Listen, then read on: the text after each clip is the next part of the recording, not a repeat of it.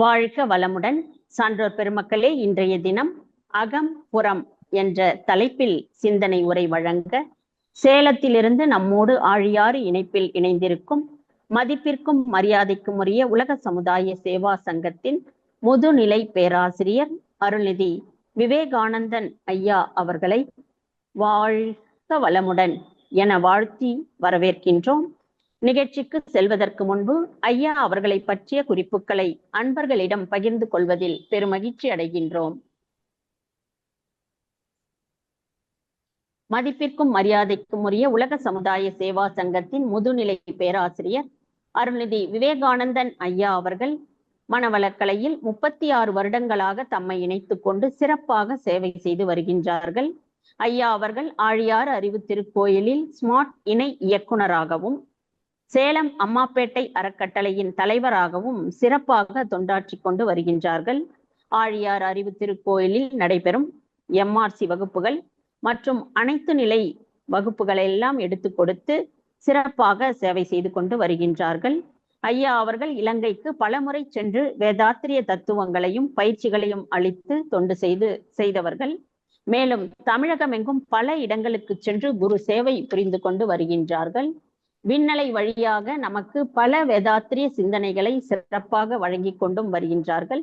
இத்தகைய பல சிறப்புகளை உடைய ஐயா அவர்களை அகம் புறம் என்ற தலைப்பில் சிந்தனை உரை வழங்க வாழ்க வளமுடன் என வாழ்த்தியும் வணங்கியும் அன்போடு வரவேற்கின்றோம் ஐயா. வாழ்க வளமுடன் ஐயா. வாழ்க வையகம், வாழ்க வையகம், வாழ்க வளமுடன். குரு வாழ்க, குருவே துணை. இந்த புனிதமான நல்ல நாளிலே ஆழியார் அறிவு திருக்கோயிலின் ஐடி துறையை சார்ந்த அன்பு உள்ளங்கள் மிக சிறப்பாக ஒவ்வொரு நாளும் 11 மணிக்கு ஆசான் அருட்தந்தை அவர்களுடைய கருத்துக்களை விண்ணலை மூலம் சரியான முறையில் ஏற்றிக் கொண்டிருக்கின்றார்கள். அவர்களுக்கு முதலில் எனது மனமார்ந்த நன்றியையும் வாழ்த்துக்களையும் உரித்தாக்கிக் கொள்கிறேன். சான்றோர் பெருமக்களே, அதற்கு அடுத்தாப்புல பார்த்தீங்கன்னா இன்னைக்கு தொகுப்புரை அப்புறம் தவம் இதெல்லாம் நடத்திய அம்மா அவர்களுக்கும் எனது மனமார்ந்த நன்றியையும் வாழ்த்துக்களையும் உரித்தாக்கிக் கொள்கிறேன். இவை அனைத்திற்கும் முத்தாய்ப்பாக ஆசான் அருட்தந்தை வேதாத்திரி மகரிஷி அவர்களுக்கு பின்னால முழுமையாக இந்த மனவளக்கலை உலகம் முழுதும் சென்றடைய வேண்டும் என்ற ஒரு நல்ல நோக்கத்தில் பல மண்டலங்களாக பிரித்து செம்மையாக முறையிலே நடத்தி கொண்டிருக்கக்கூடிய நமது மதிப்பிற்கும் மரியாதைக்கும் உரிய பத்மபூஷன் எஸ்கே மயிலானந்தம் ஐயா அவர்களையும் நன்றியோடு வணங்கி வாழ்த்தி, அனைத்திற்கும் மேலாக எங்களை எல்லாம் சரியான முறையிலே திசை காட்டியாக இருந்து ஸ்மார்ட் இயக்குனர் வழிநடத்தி கொண்டிருக்கின்றார்கள். அவர்களுக்கும் இந்த நல்ல நேரத்தில் வணக்கத்தையும் வாழ்த்துக்களையும் உரித்தாக்கி, அனைத்திற்கும் மேலாக இந்த விண்ணலை மூலமாக ஒவ்வொரு நாளும் இந்த சிறப்பான கருத்துக்களை கேட்பதற்காக இந்த விண்ணலையில் பங்கு பெறும் அத்துணை அன்பு உள்ளங்களையும் நன்றியோடு வணங்கி வாழ்த்தி மகிழ்கின்றேன், வாழ்த்துகின்றேன். வாழ்க வளமுடன். சான்றோர் பெருமக்களே, இன்றைக்கு அகம் புறம் என்ற ஒரு தலைப்பு. இந்த தலைப்பை பற்றி சிந்திப்பதற்கு முதல்ல அகம் என்பது என்ன அப்படின்னு புரிந்து கொள்ளணும். அதன் பின்னால புறம் என்பது என்னன்னு புரிந்து கொள்ளணும். இந்த அகம் புறம் ரெண்டுக்கும் இடையில ஒரு பாலமாக இருக்கக்கூடிய மனம் என்பது என்ன, எப்படி அது இயங்கிக் கொண்டிருக்கிறது என்பதையும் புரிந்து கொள்ளணும். இப்ப இந்த மூன்றுக்கும் விடை காண போறோம். ஆசான் அருட்தந்தை வழியிலே அதை சிந்திக்க போகின்றோம். அகம் என்பது மிகப்பெரிய காலத்தின் ஒரு பெட்டகம் என்று சொல்வார் சாமிஜி. அது இறைவெளி, ஒன்றுமில்லாத ஒன்று, அனைத்தும் உள்ளடக்கிய ஒன்று. இத பூஜ்யம் என்று சொல்லுவாங்க, அத சூன்யம் என்று சொல்லுவாங்க, பால் என்று சொல்லுவாங்க. இது பலவிதமாக சொல்லியிருக்காங்க. இந்த வெளியே ஆனா ஆசான் அருட்தந்தை அவர்கள் மிக சிறப்பாக சொல்லியிருக்கின்றார்கள். இத புரிந்தவர்கள் எத்தனை பேரு, புரியாதவர்கள் எத்தனை பேரு என்று எடுத்து பார்க்கும்போது, சான்றோர் பெருமக்களே, தாய்மானவர்கள் சொல்லுவாரு, சாமி அடிக்கடி அந்த பாடல் சொல்லுவார், அங்கெங்க நாதபடி எங்கும் பிரகாசமாய் ஆனந்த பூர்த்தியாகி அருளோடு நிறைந்தது தம் அருள் வெளிக்குள்ளே அகிலாண்ட கோடியெல்லாம் தங்கும்படி இச்சை வைத்து உயிர்க்குயிராய் தலைத்தது மன வாக்கினில் தட்டாமல் என்றது சமய கோடிகள் எல்லாம் தம் தெய்வம் எம் தெய்வம் என்று எங்கனும் வழக்காடி நின்றது. பாருங்க, இப்ப எல்லாம் இங்க இந்த உலகத்துல என்ன நடக்குதோ அத்தனையும் அதுல எடுத்து காட்டிவிட்டாரு அவரு. அதுக்கு பின்னால சாமி வர்றாரு. இப்ப இதெல்லாம் எப்படி? வெட்ட வெளி சக்தி என்பது இல்லையானால் வேற எந்த பொருள் வழிது இப்பிரபஞ்சத்தில் தொடப்பட்ட இரு பொருள்களுடைய தொடப்பட்ட இரு பொருள்களுடைய தொட்டதாய் என்னும் அரூபம் யாது? பட்ட பகலில் வானில் விண்மீன்கள் தோன்றா, பார்வையில்லார்க்கு அது என்னாலும் தோன்றா. எட்டவில்லை அறிவிற்கென்றால் உள்ள இயற்கை ரகசியங்கள் எங்கே ஒளிந்து கொள்ளும் சொல்வார். இந்த பாட்டு ரொம்ப சிறப்பான பாட்டு. ஓகே, இப்போ இந்த வெளி ஒன்றுமில்லாதது இந்த பிரம்மஞான பாடல்ல பாடியிருக்கிறாரு. அதுக்கு முன்னால நம்ம இறைவணக்க பாடல்லையும் அதை பாடியிருக்கிறோம் ரொம்ப அற்புதமாக. ஆதியனும் பரம்பொருள் மெய் எழுச்சி பெற்று அணுவென்ற உயிராகி அணுக்கள் கூடி மோதி இணைந்து இயங்குகின்ற நிலைமைக்கேற்ப மூலகங்கள் பலவாகி அவை இணைந்து வேதித்த அண்டகோடிகளாய் மற்றும் பிறப்பு இறப்பிடை உணர்தல் இயக்கமாகி நீதி நெறி உணர் மாந்தராகி வாழும் நிலை உணர்ந்து தொண்டாற்றி இன்பம் காண்போம் என்று சொல்லுவார். இந்த பாட்டு ஒரு மனிதன் பிறந்து வளர்ந்து வாழ்ந்து இறைநிலை அனுபூதி பெறுவதற்குரிய அத்தனை சாத்தியக்கூறுகளும் அந்த ஒரு பாட்டுல எழுதி வச்சிருக்கிறார். அதன் பின்னால பாத்தீங்கன்னா ஆதியனும் பரம்பொருளுக்கு பின்னால ரொம்ப அற்புதமாக பிரம்மஞான பாடல்ல கொடுத்தாரு. அந்த பிரம்மஞான பாடல கொஞ்சம் விளக்கமா கொடுத்திருக்கிறாரு. இப்ப இதெல்லாம் நாம கொஞ்சம் சிந்திக்கணும். இப்ப இறைவெளி ஒன்றும் இல்லாதது, ஆனா இந்த அகிலாண்ட கோடி எல்லாம் உற்பத்தி ஆவதற்கு மூலமாக இருந்தது. 84 லட்சம் உயிரின வகைகள் இருப்பதாக அறிஞர்கள் சொல்றாங்க. அதுல பாத்தீங்கன்னா இந்த பூ உலகம்ன்றது ஒண்ணு, அவ்வளவுதான். கோடான கோடி அண்டங்கள் அது பாட்டுக்கு விரிந்து பறந்து கிடக்குது. இத்தனைக்கும் மூலம் எதுன்னா ஒன்றுமில்லாத ஒன்றுதான். எப்படி உற்பத்தி ஆச்சு அப்படின்னு பார்க்கும்போது ஆசான் அருட்தந்தை அவர்கள் இதுவரையிலும் எவ்வளவோ பேரு எத்தனையோ ஞானிகள் சொல்லியிருக்கிறாங்க.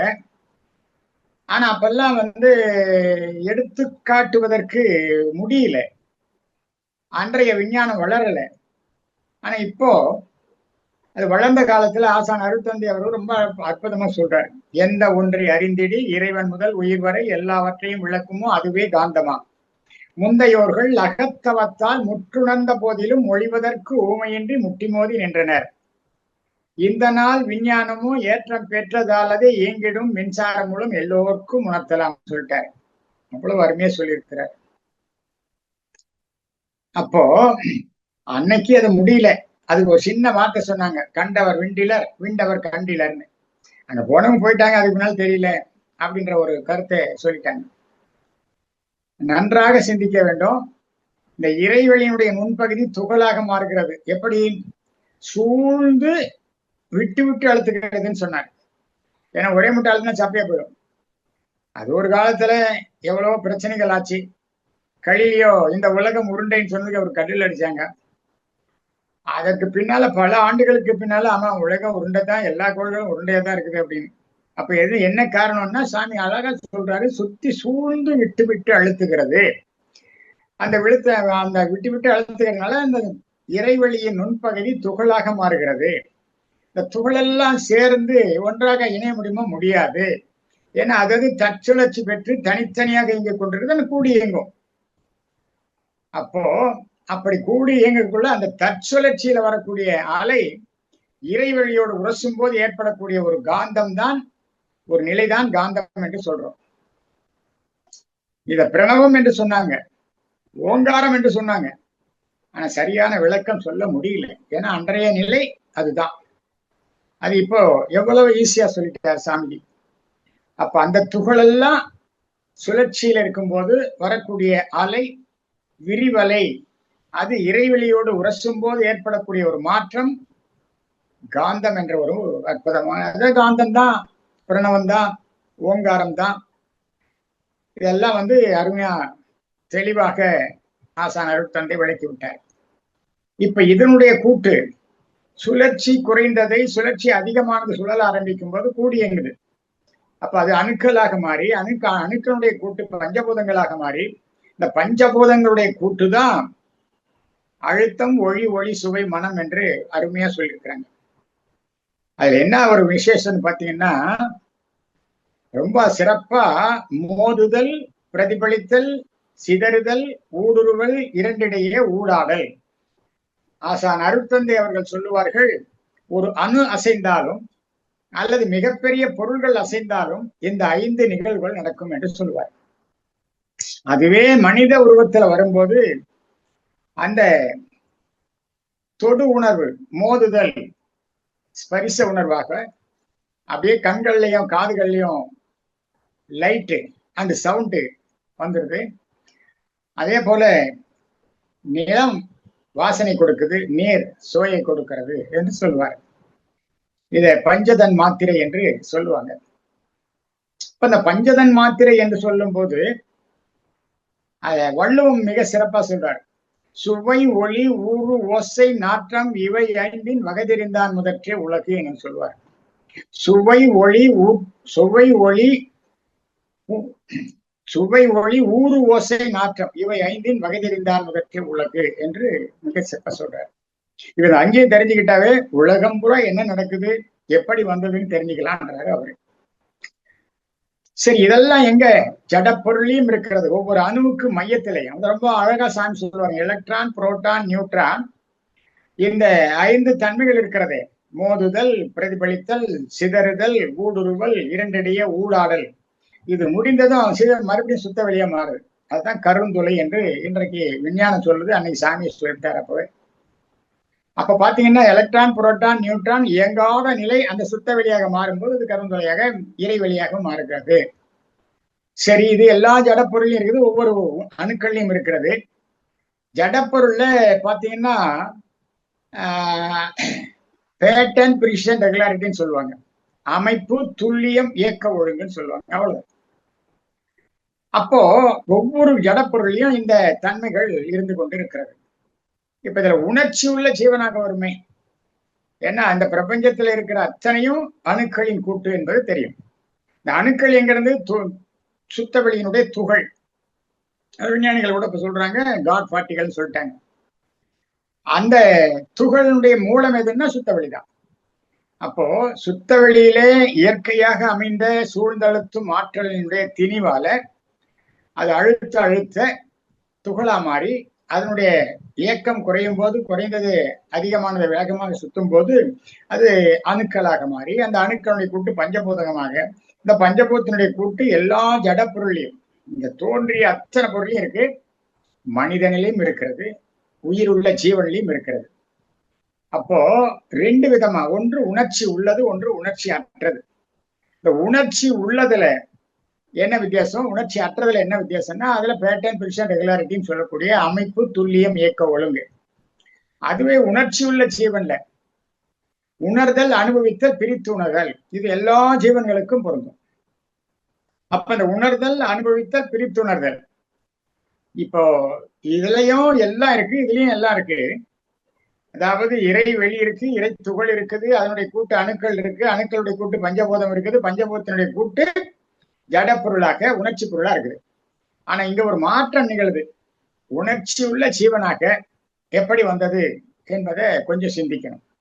எல்லாமே இறைவனுடைய துகள்ல இருந்து வர இறைவெளியினுடைய அத்துணை தன்மைகளும் எல்லாத்திலையும் இருக்குது. ஆனா இங்க உணர்ச்சி இருக்குது, இங்க உணர்ச்சி இல்லை. அங்கதான் ஒரு சிறப்பு சொல்றார் சாமிஜி. ஒரு இணக்கமான முறையிலே இந்த பஞ்சபூதங்கள் கூடி இயங்கும் போது உயிர் தனி சுற்றோட்டம் அமைத்துக் கொண்டு அந்த கூட்டுக்குள்ளே சுழலுது. அப்போ அங்கிருந்து வரக்கூடிய காந்தலை திணிவுதான் கரு மையமாக அகமாக, உள்ளமாக அது உடலின் மையத்தில் அமைந்து விடுகிறது என்று ஆசான் அருட்தந்தை அவர்கள் சொல்றாங்க. உள்ளத்தின் அடி நான் உடலினுடைய மையத்துல இருக்கக்கூடியதான் அகம் என்றும், உள்ளம் என்றும், கருமையம் என்றும், ஜெனடிக் சென்டர் என்றும், அது மட்டும் அல்லாம காலத்தின் பெட்டகம் என்று, காலத்தின் கண்ணாடி என்று சொல்லுவாங்க. என்ன சிறப்பா சொல்றாரு, கம்ப்யூட்டரு நாம கண்டுபிடிச்சது, ஆனா அதுல ஒரு குறிப்பிட்ட அளவு தான் ஸ்டோர் பண்ண முடியும். இதுல கோடான கோடி எண்ண அலைகள், அத்தனை பதிவுகளும் இங்க இருக்குது அப்படின்னு சொல்றாரு. இப்போ அகம் என்பது எல்லா ஜீவனுக்கும் இருக்குது. அதாவது கருமையம் என்பது எல்லா ஜீவனுக்கும் இருக்குது. அப்ப அந்த ஜீவன்ல இருந்து வரக்கூடிய பதிவுகள் இருக்கு பாருங்க, ஒவ்வொரு ஜீவன்ல இருந்து வரக்கூடிய பதிவுகள், இது காலத்தால கூடிக்கொண்டே இருக்கிறது. சிறிது கூட பிசகாமல், விடுபடாமல் ஒவ்வொரு பதிவாக ஒவ்வொரு ஜீவனிலையும் பதிந்து பதிந்து பதிந்து இறுதியாக வந்தவன் யாருன்னா மனிதன். இயற்கையனும் நந்தவனத்தில் இறுதியாக பூத்த மலர் மனிதன் என்று சொல்வார் சாமி. அப்ப இந்த உள்ளத்துல, இந்த உள்ளம் என்றது, அகம் என்பது எல்லாத்தையும் ஸ்டோர் பண்ணி வச்சிருக்கு. எத்தனை விதமான பிறவிகள் எடுத்திருந்தாலும் அத்தனை விதமான பிறவிகளுடைய குணங்களும் அதில் அமைந்திருக்கிறது. கொஞ்சம் நல்லா இதை சிந்திக்கணும். எப்படின்னு கேட்டா, மனிதன் உயர்ந்தவன், அதுல கடைசியாக வந்த மனிதன் ஒரு சிறப்புற்றவன். எந்த வகையில சிந்திக்க வேண்டும், நன்றாக சிந்திக்க வேண்டும். எத்தனை பேர் சிந்திக்கிறோம்? இன்னும் கொஞ்சம் அந்த பக்கம் அப்புறமேல பார்க்கலாம். அப்போ உயர்ந்தவன் மனிதன் மட்டுமல்ல, இறைவனே ஒரு திட்டமிட்டு பாருங்க, இறைநிலை திட்டமிட்டே தனது ஆற்றலையும் அறிவையும் தான் கண்டு ரசிக்க வேண்டும் என்று எழுந்த முழு உருவமே மனிதன் என்று சாமி சொல்வார். அப்ப இறைவழி என்ன பண்ணிருக்குதுன்னா, அவனுடைய அன்பும் கருணையும் என எல்லா மதங்களுமே எல்லா இயக்கங்களுமே போதிப்பது எது என்பதை ஆய்ந்து பார்க்கும்போது அன்பும் கருணையும்.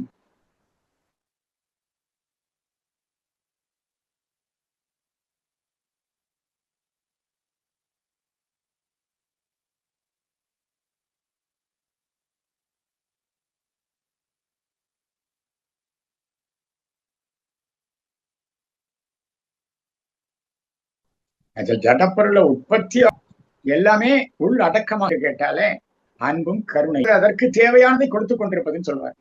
நீங்க எங்க எடுத்து பார்த்தாலும் சரிங்க, இந்த பிரபஞ்சம் முழுதும் இருக்கிற ஜடப்பொருளை எடுத்து பார்த்தாலும் சரி, உணர்ச்சி உள்ள 84 லட்சம் ஜீவன் இருப்பதாக சொல்றாங்க.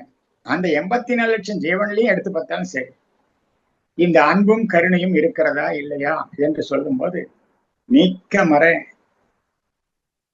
இறையோடு இறையாக ஒவ்வொரு உடல், ஒவ்வொரு உயிர்களையும், ஒவ்வொரு ஜடப்பொருள்களும் அது அமைந்திருக்கிறது இயல்பாகவே. அப்ப அன்பும் கருணையும் என்பது இயல்பாக அமைந்திருக்கிறது. அத யார் வெளிக்கொண்டாரணும், அது மேல இருக்கிற யார் கலங்கத்தை போக்கணும், இங்கதான் நம்ம கொஞ்சம் முக்கியமா சிந்திக்கணும்.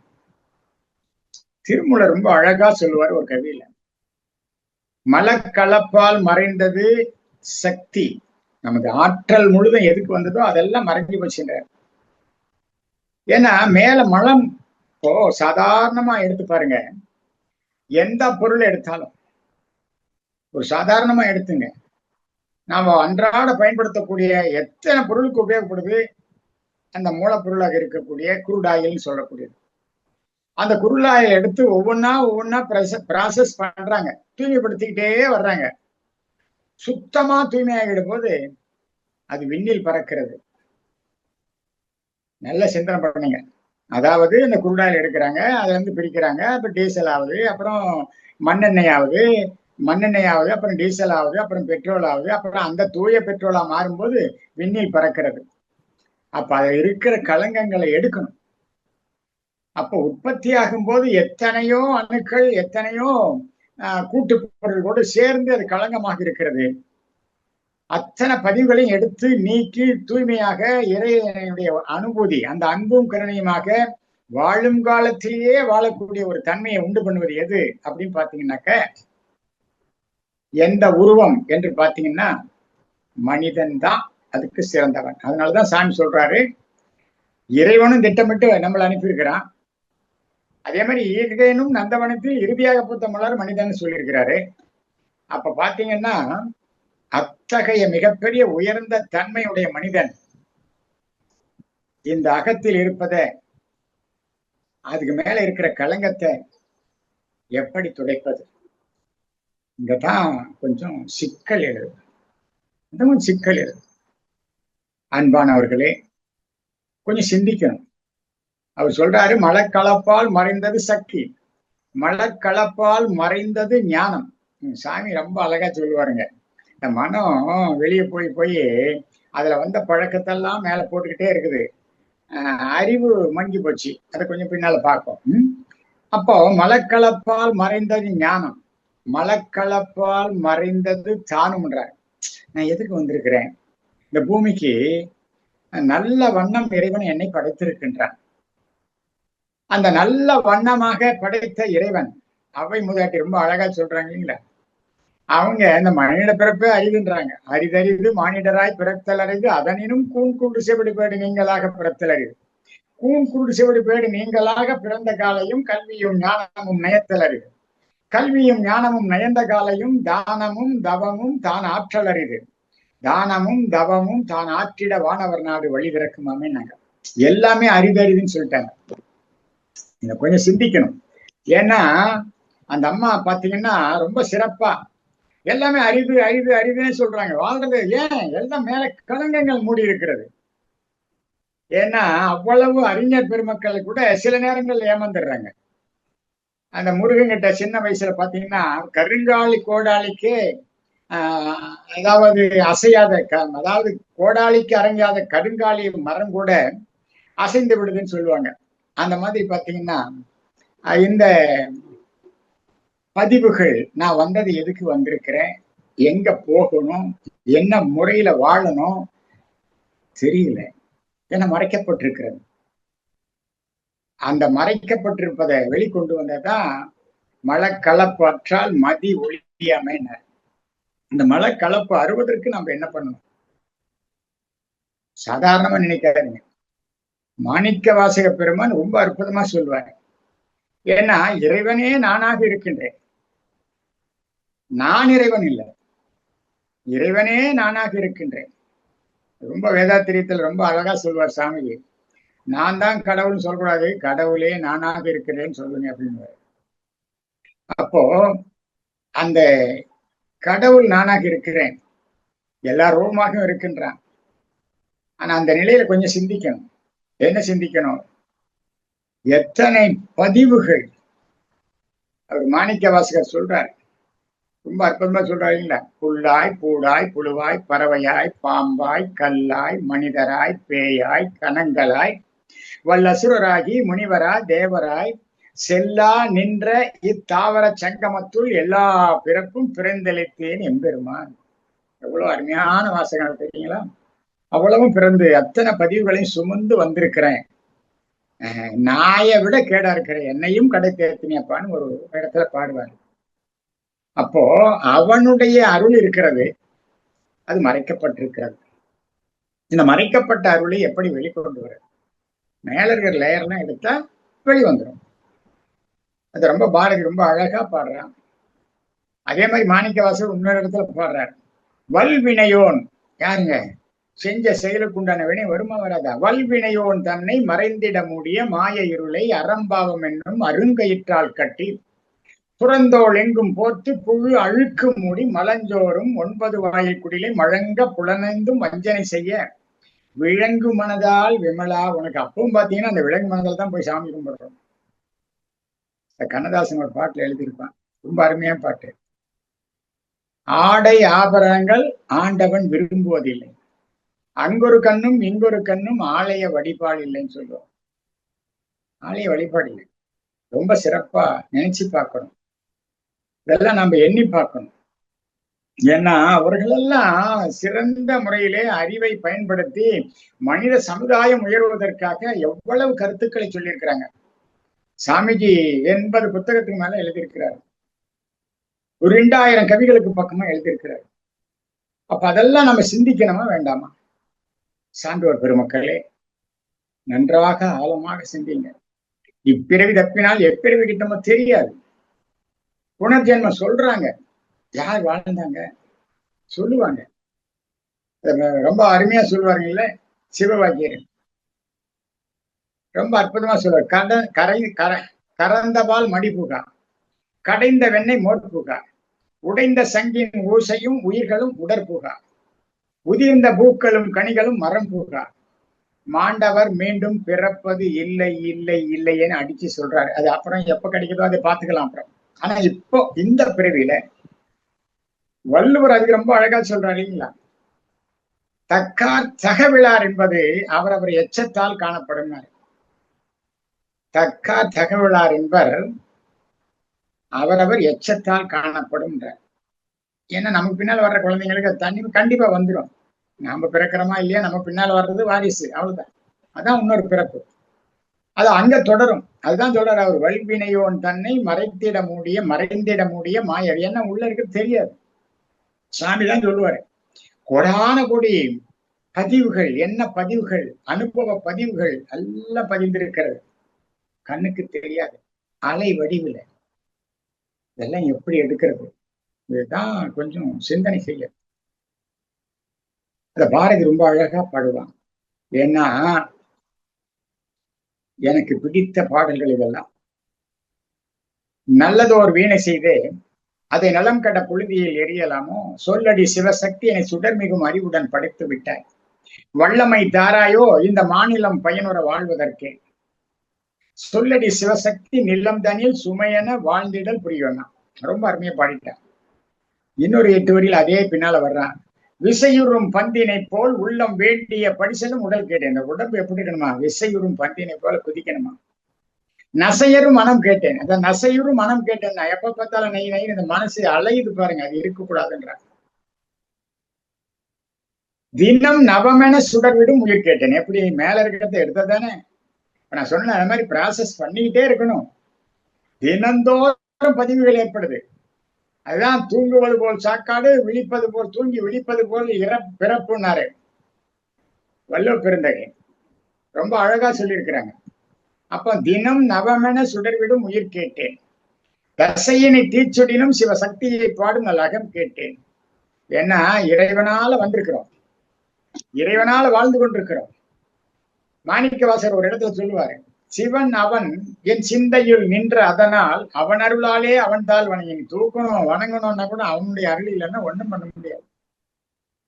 அப்ப அவ்வளவு சிறப்பாக உன்னை வைத்திருக்கிறோம்னு மறந்துடுறோம். ஏன் மறந்துடுறோம்? அப்போ அந்ததான் எவ்வளவு உள்ள இருக்கு தெரியாது. அதை ப்ராசஸ் பண்ணும். அவன் தான் சொல்றான்,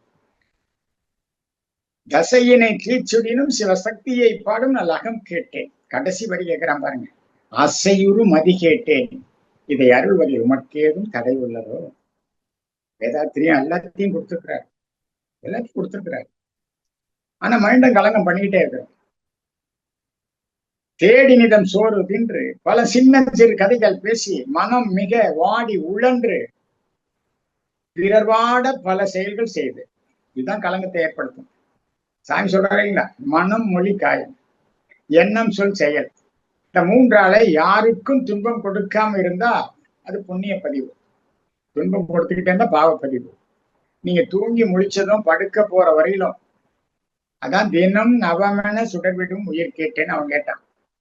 ஏன்னா அன்றாட இந்த பதிவுகளை செஞ்சுக்கிட்டே இருக்கிறோம், துன்பத்தை கொடுத்துக்கிட்டே இருக்கிறோம்.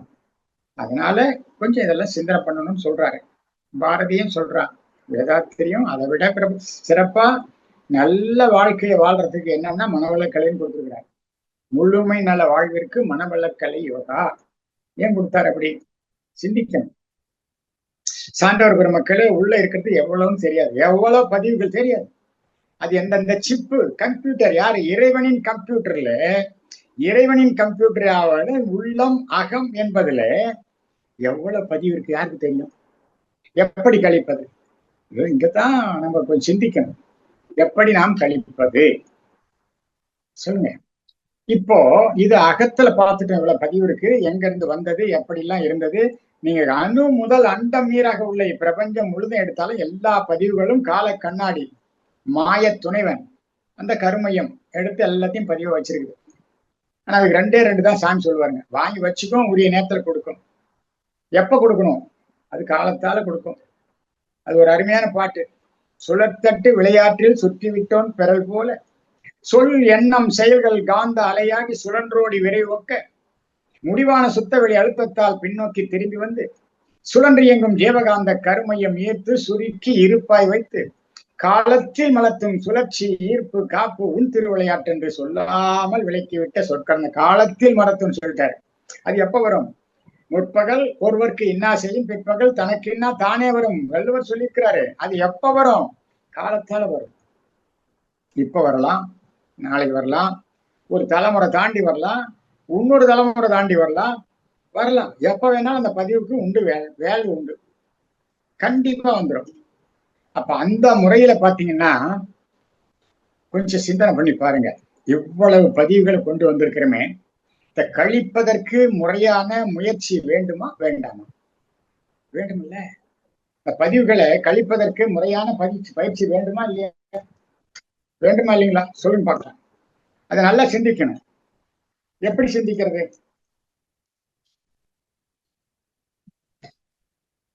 எப்படி சிந்திப்பது? சொல்லுங்க பார்க்கலாம். ரொம்ப அழகா சாமி சொல்லுவாங்க. வாழும் நிலை உணர்ந்து தொண்டாற்றி இன்பம் காண்போம்னு சொல்லுவார். உண்டா இல்லைங்களா? அந்த மாதிரி செய்யணும் இல்ல? அந்த மாதிரி செய்யணுமா செய்யக்கூடாதா? அப்ப இதுக்கு என்ன பண்ணலாம்? ரொம்ப அருமையா ஒரு எழுதியிருக்காங்க. அதுல பாருங்க. உயர்ந்த ரசனை, உயர்ந்த நோக்கு, பொதுநல நோக்கு, சேவை மனப்பான்மை, தொண்டு உள்ளம், துவளாத மனம், அயராத உழைப்பு, தலை தூக்காத தன்முனைப்பு. அது தூக்கவே கூடாதான். ஆனா இன்னைக்கு எல்லாத்துக்கும் தலை கனம் வந்துருச்சு. தலை கனம் ஏகப்பட்டதான் வந்துருச்சு. ஏதாவது ஒரு செயலை செஞ்சிட்டோம்னா, அதான் சொல்லுவார் ஒரு அறிஞர், ஒரு நாளைக்கு ஒரு செயல் பிரமாதமா செய்யறது பெருசு இல்லை, தொடர்ந்து பல செயல்கள் செஞ்சுக்கிட்டே இருக்கணும், அதான் பெருசுன்னு சொல்லுவாரு.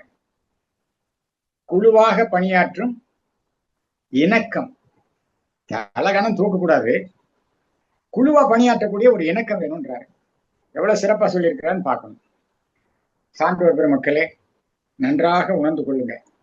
ஏன்னா இந்த வாழ்க்கை நமக்கு கிடைத்த வாழ்க்கை ஒரு மிகப்பெரிய உயர்ந்த வாழ்க்கை. இறைவனால் படைக்கப்பட்ட இந்த ஒழுங்க வாழ்க்கையை நாம் பாலடித்துக் கொள்ளக்கூடாது. இப்போ புறத்துல பாக்குறோம். இப்ப இந்த புறத்துக்கும் அகத்துக்கும் இடையில எல்லாத்துக்கும் காரணகரியா இருக்கிறது மனம். இந்த மனம் என்பது எப்படி இருக்கணும்? சுவாமி ரொம்ப அழகா சொல்றாரு. என்ன சொல்றாரு? சான்றோர் பெருமக்களே, மனமது செம்மையானால் மந்திரம் ஜெபிக்க வேண்டாம். ரொம்ப அழகா அகத்தியர் பாடி இருக்கிறாரு. நிறைய பேர் திருமூலன்னு சொல்லுவாங்க, அகத்தியர் பாடல் தான் அது. ஆனா மந்திரம் ஜபிக்க வேண்டாம்னு சொல்லிட்டாரு. ஆனா அந்த மந்திரத்தை எப்படி நம்ம பயன்படுத்த, அந்த மனதை எப்படி, மனமது செம்மையானால் சொல்லிட்டாரு. அந்த மனம் செம்மையாவதற்கு என்ன காரணம்? மனம் பழுதாகிறதுக்கு என்ன காரணம்? நமது செயல்கள் தான் அனைத்துக்கும் காரணம். செயல் திருத்தம் ஒன்றால் மட்டுமே இறையை உணர முடியும்னு ஆசான் அருட்தந்தை அற்புதமா சொல்றாரு. இந்த செயலை மாற்றணும். எது எதிர்மறை செயல்கள், எது நேர்மறை செயல்கள், யாருக்கும் துன்பம் கொடுக்காத இருக்கணும், நம்மளால முடிஞ்சதை மற்றவங்களுக்கு உதவி பண்ணணும். இது நேர்மறை உணர்வு. துன்பத்தை கொடுத்து கொண்டே இருப்பது, ஏதாவது ஒரு வகையில யாராவது ஒருவரை நம்ம பாழ்படுத்தி அல்லது அவர்களை மட்டம் தட்டி அல்லது அவருடைய பொருளை அபகரித்து நான் உயர வேண்டும் என்றதெல்லாம் எதிர்மறை உணர்வுகள். எப்படி சொல்லுங்க பார்க்கலாம். அப்ப அந்த அளவுக்கு நம்ம சிறப்பாக இருக்க வேண்டும். சான்றோர் பெருமக்களே, பொதுவாக நிறைய மக்கள் இந்த மண்ணில் வாழ்ந்து மடிந்திருக்கின்றார்கள். சுவாமி ரொம்ப அழகா ஒரு முறை சொன்னாரு. கோடிக்கணக்கான மக்கள் பிறந்து வளர்ந்து வாழ்ந்து மடிந்து கொண்டிருக்கிறார்கள். அத்தனை பேரோட பதிவுகளும் இந்த பிரபஞ்ச காலத்துல இருக்குதுன்னு சொன்னார். உண்மைதானே? எல்லாருடைய பதிவுகளும் பிரபஞ்ச காலத்துல இருக்கத்தான் செய்யும். அதை நீங்க எந்த அளவுக்கு அதோட ஒன்றி அதோட இணைந்து அதை ரிசீவ் பண்ணிக்கணும்னா, அதை வாங்கி கொள்ளணும்னா கண்டிப்பா வரும். அப்பப்போ வந்துகிட்டு தான் இருக்கும். அது மாதிரிதான் சாமி எல்லாம் பாத்தீங்கன்னா அதோட எக்கச்சக்கமா பாட்டு எழுதுங்கெல்லாம் காரணம் என்னன்னா, அவர் உள்ள பூந்ததெல்லாம் அந்த ஞானிகள் பூந்தாங்க. வள்ளலார் விட்டு போனத இவர் முடிச்சு வச்சாரு. அவ்வளவுதான். முடித்துக்கொண்டு நம்மளெல்லாம் அதுக்கு பின்தொடர்ந்து வாங்கன்னு சொல்லிட்டு போயிட்டாரு அவரும். அப்ப அந்த கடமை நம்மகிட்ட இருக்குது இல்ல. தொண்டாற்றி இன்பம் காண்போம்னு சொன்னாரு இல்ல, வாழும் நிலை உணர்ந்துனாரு. பாருங்க, தொண்டாற்றி இன்பம் காண்போம்னு சொல்ல, வாழும் நிலை உணர்ந்து தொண்டாற்றி இன்பம் காண்போம்னாரு. எவ்வளவு அற்புதமா சொல்லியிருக்கிறாருன்னு பார்க்கணும்.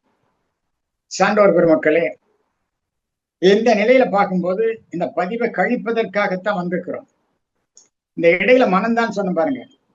அவரை பாத்தீங்கன்னா, மனம் புலன் உணர்வினில் மயங்கிட மாயையாம். மனம் புலன் உணர்வினில் மயங்கிட மாயையாம். மனம் உயிர் வெளியினில் மறிவி தோய்ந்திட மனம் விரிந்து அறிவெனும் மகாபதம் ஏதிடும். மனம் அறிவாகிய மனிதன் தெய்வம் என்றார். மனம் அறிவாகிட்ட தெய்வம் தான். ரொம்ப அற்புதமா பாட்டெல்லாம் நிறைய பேர் பாடியிருக்கிறாங்க. அதுல பாத்தீங்கன்னா எழுத்தாளர்கள் நிறைய பேர் வந்திருக்கிறாங்க. இப்ப சாக்ரட்டிஸ் மிகப்பெரிய அறிஞர் இல்லையா? பிளாட்டோ, அரிஸ்டாட்டில், அலெக்சாண்டர், இவங்க எல்லாம் எடுத்து பாருங்க. அவங்க எல்லாம் எப்படி வாழ்ந்தாங்க. இவங்க 3 பேரும் சிறப்பா வாழ்ந்தாங்க. தத்துவத்தை சொன்னாங்க. சேர்த்தாலும் பரவாயில்ல, நீ விஷம் கொடுக்குறியா சாப்பிடுற, ஆனா தத்துவம் தத்துவம் தான். உண்மை உண்மைதான். நீ எவ்வளவுதான் போலி அது பிரபல்யமா இருக்கும். ஏன்னா 10 தர ஒரே பொய்ய 10 முறை அழுத்தமா சொல்லக்கூடிய ஆள் இருந்தா அது மெய்யாயிடும். ஆனா அது அழிந்து போகும். உண்மைக்கு என்றும் அழிவு இல்லை. உண்மை என்றும் வாழ வைக்கும், பொய் என்றும் சாக வைக்கும். இதுதான் உண்மை. நன்றாக தெரிந்து கொள்ளணும். அப்போ அவர்கள் எல்லாம் வாழ்ந்தாங்க.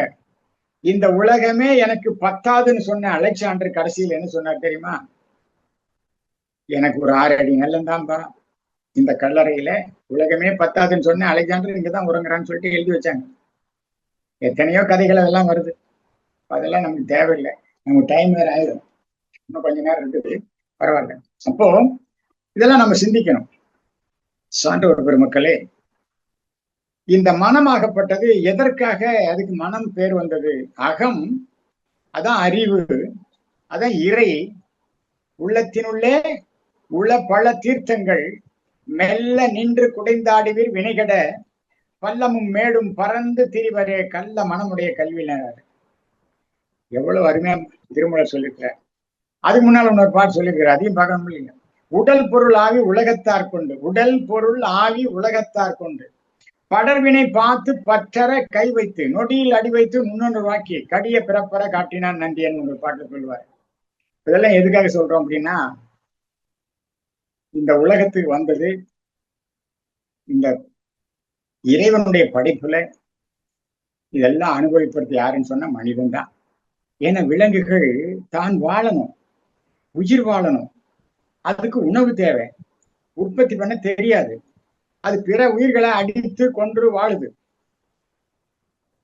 அப்புறம் வயது வருது, இனவிருத்தி பண்ணுது, மூப்பு வருது, இறந்து போகிறது. அதிலிருந்து வித்து தொடராக வந்த மனிதனும் அதே செய்யணுன்றது விதி அல்ல. ஏன்னா இவருக்கு 6வது அறிவினுடைய சிறப்பு ஒன்று இருக்கிறது. அறிவினுடைய மேம்பாடினுடைய சிறப்பு ஒன்று இருக்கிறது.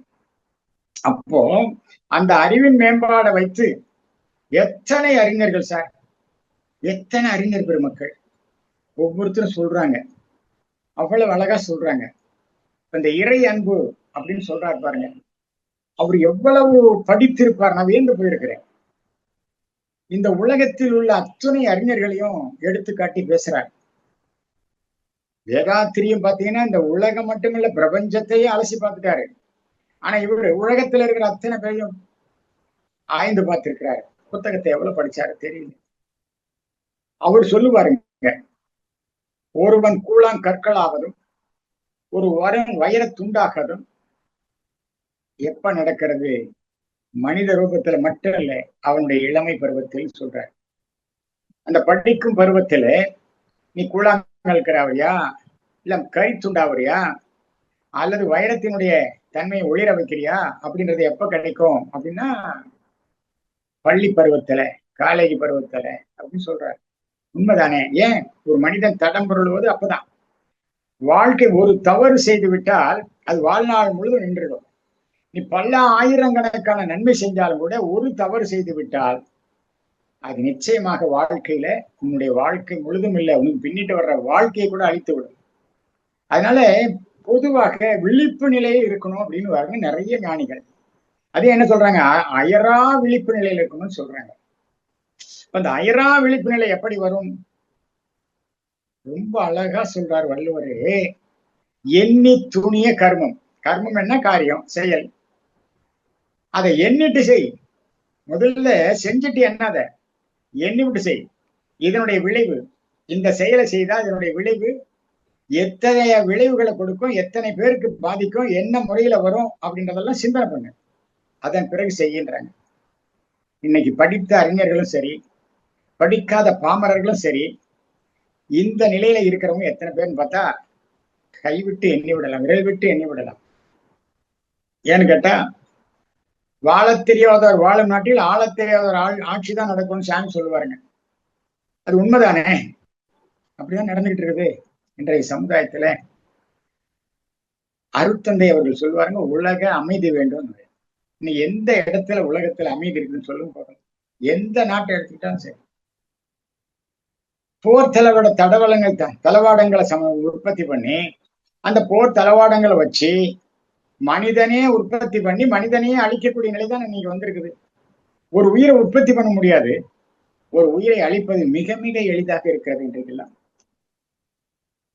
அப்போ அந்த சிந்தனை எப்படி இருக்குன்னா தான் அவர் சொல்றாரு, எண்ணி துணிய கருமம் துணிந்த பின் எண்ணுவோம் என்பது இழுக்கு. வினை செயலுக்கு ஏற்றவளே வந்துடும். செயலிலே விளைவாக தெய்வ ஒழுங்கு அமைப்பிருக்க பயனென்ன தவறிழைத்து பரமனை பின் வேண்டுவதால். சான்றோர் பெருமக்களே, இந்த உருவம் கிடைச்சது அபூர்வம்னு சொல்லிட்டேன், அதை எல்லா ஞானிகளும் பாடியிருக்காங்கன்னு சொல்லிட்டேன். அப்ப அதுக்கு ஏற்றவாறு தன்னுடைய வாழ்க்கையை அமைத்துக் கொள்ளணுமா வேண்டாமா? இங்கதான் சிக்கல் இருக்கிறது. எதற்காக இறைவன் இந்த உடலை படைச்சான், உணர்ச்சியை படைச்சான், 5 புலன்களை படைச்சான் இல்ல? இந்த 5 புலன்களையும் எப்படி கையாளணும்? சாமி சொல்றாரு, புலனைந்தின் துணை கொண்டு புல் மீது வாழ்ந்துருவோன்னு ஒரு கவிதை சொல்லுவாரு. ஆனா அதே இன்னொரு கவிதை என்ன சொல்றாருங்க, அத்துவித ஆதிபரா சக்திதனை. சிவன் இல்ல, ஆதிபரா சக்திதனை. ஏன்னா அதுதானே கடவுள். 2 இணைந்து வந்தது பாத்தீங்கன்னா அற்புதமாக காந்தம். அந்த காந்தத்தை தான் இப்ப எல்லாம், கருமையமும் அதான், இயக்கமும் அதான், இணைப்பும் அதான், பிரிப்பும் அதான், எல்லாமே அதான். அப்போ அந்த காந்தத்தை சக்தியை பாடுறாரு. அத்துவித ஆதிபரா சக்திதனை ஐயுணர்வால் அறிவதற்கு வழியே இல்லை. எப்படிதான் அதை, இது வேண்டாம், இதை இறைவனை உணர முடியாதுன்றாரு, அதை வச்சுக்கிட்டு தான் வாழணும்னு சொல்றாரு. இப்ப எதை வச்சுக்கிட்டு வாழணும்? இங்கதான் சிக்கல் இருக்கு. இப்போ உடல் ஒவ்வொரு செல்களும் ஒவ்வொரு உயிர் துகளும் சுழண்டு கொண்டிருக்கிறது. அது இழந்த ஆற்றலை மீண்டும் பெறுவதற்காக உயிர் எழுப்பக்கூடிய உணர்ச்சியை பசின்றார். இந்த உயிர் எழுப்பக்கூடிய உணர்ச்சியே பசி. இந்த பசி எடுத்த பின்னால உணவுக்கு பசி வந்தா 10 பறக்கும் சொல்ற மாதிரி எங்க கிடைக்காத தேடி நிதம் சோறு தின்று பல சின்னஞ்சிறு கதைகள் பேசி மனம் மிக வாடி உழன்று பிறர்வாட பல செயல்கள் செய்து நரை கூடி கிளப்பருவ மீதி பின் கூற்றுக்கு மாயும் பல வேடிக்கை மனிதர் போல் வீழ்வேன் என்று நினைத்தாய். அப்படி விழக்கூடாது. நிறைய மனிதர்கள் வாழ்ந்திருக்கிறாங்க. எத்தனை பேருங்க, எத்தனை அந்த மனித வாழ்க்கைக்கு உகந்த எத்தனையோ விஞ்ஞான கருவிகள், மெய்ஞான கருவிகள், அத்தனையும் அந்த மனித குலத்துக்கு கொடுத்திருக்கிறவங்க எவ்வளவு சான்றோர் பெருமக்கள் இருக்கிறாங்க. இவங்கெல்லாம் சிந்தித்து பார்க்கணுமா, பார்க்க கூடாதா?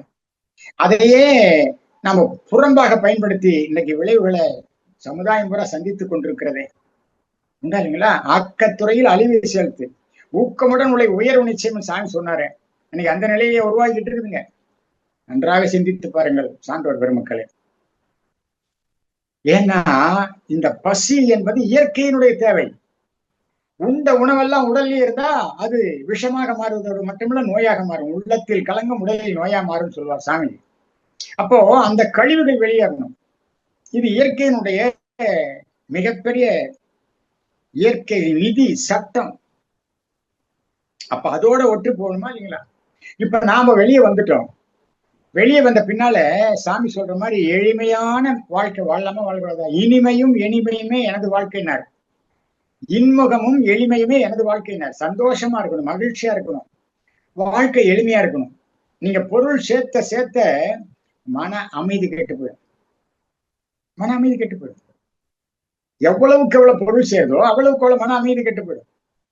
யாரையும் எடுத்துக்கிட்டும் போக முடியாது. நான் தான் சொன்னேன், உலகமே எனக்கு பத்தாதுன்னு சொன்ன அலெக்சாண்டர் கூட இந்த 6 அடி நிலத்தில் தான் எனக்கு போதும்னு சொல்லிட்டு இருக்கிறான். எல்லாருமே உலகத்தையே வென்ற கிளியோபட்ரா கூட உலகத்துல மயங்கினாங்க அவகிட்ட. உலகத்து கிளியோபட்ராவா ஏன்னா பேசும்போது கூட பெரிய கிளியோபட்ரா அழகல அப்படின்னு சொல்லுவாங்க. அப்பெல்லாம் நிறைய அது அடிபட்டுக்கிட்டே இருந்துச்சு. அப்பேற்பட்ட அழகியும் மற்றவர்களை மயக்கக்கூடிய நிலையிலே அழகாக இருந்தவளும் இந்த கல்லறையில் தான் உறங்கிக் கொண்டிருக்கிறாள் அப்படின்னு தான் வாசகம். வேற ஒண்ணுமே கிடையாது. எடுத்துக்கிட்டு வரல, எடுத்துக்கிட்டும் போக முடியாது. அப்ப அந்த நிலையில வாழும் காலத்துல இன்மையா வாழணும், சுகமா வாழணும். எப்படி இருந்தா பொருள் சேரக்குள்ள மன நிம்மதி கெட்டு போயிடும். கொஞ்சம் இதெல்லாம் சிந்தனை பண்ணி பாருங்க. அப்ப இந்த மனம் இயற்கையின் தேவைக்காக வெளியே வந்தது லாக் ஆயிடுச்சு. எதுல? புலன் மயக்கத்துல. அதான் சொல்றார், புலன் மனம் புலன் உணர்வினில் மயங்கிட மாயையா, மனம் உயிர் வெளியினில் மருவி தோய்ந்திட மனம் விரிந்து அறிவனும் மாபதம் எதிடும், மனம் அறிவாகிய மனிதனும் தெய்வம். மனம் அறிவாயிடுச்சுன்னா அப்ப எதை கொண்டு ஆட்சி பண்ணணும்? எது நம்ம தேவைகளே? ஒரு மன்னன் இருக்கிறான், குடிமக்களுக்கு நல்ல முறையில ஆட்சி பண்ணணும். நிறை செய்து காக்கும் மன்னவன் மக்களில் இறை என்று போட்டப்படும், அவன் தான் இறைவன். இப்ப நான் என்னுள்ள இறைவன் இருக்கிறான், அறிவாக இருக்கிறான், ஆற்றலாக இருக்கிறான். போர்ஸ் அண்ட் கான்சியஸ் சொல்லுவார் சாமி. அறிவாகவும் ஆற்றலாகவும் இருக்கிறது காந்தம். அந்த காந்தத்தை நான் எப்படி எல்லாம் பயன்படுத்தணும்? புலன் மயக்கத்திலேயே நான் இருந்தா எப்படி ஆகிறது? மனம் மாய என்பார்கள் மனநிலை மாற்றத்தை. மனம் மாய்வதில்லை. மனம் அறிவாகி மெய்ப்பொருளாகி மறுபடியும் மறுபிறப்பை தரும், அவ்வளவுதான். அப்போ அந்த மனதை என்ன பண்ணும்? மனமது இயற்கையின் மாபெரும் நிதி.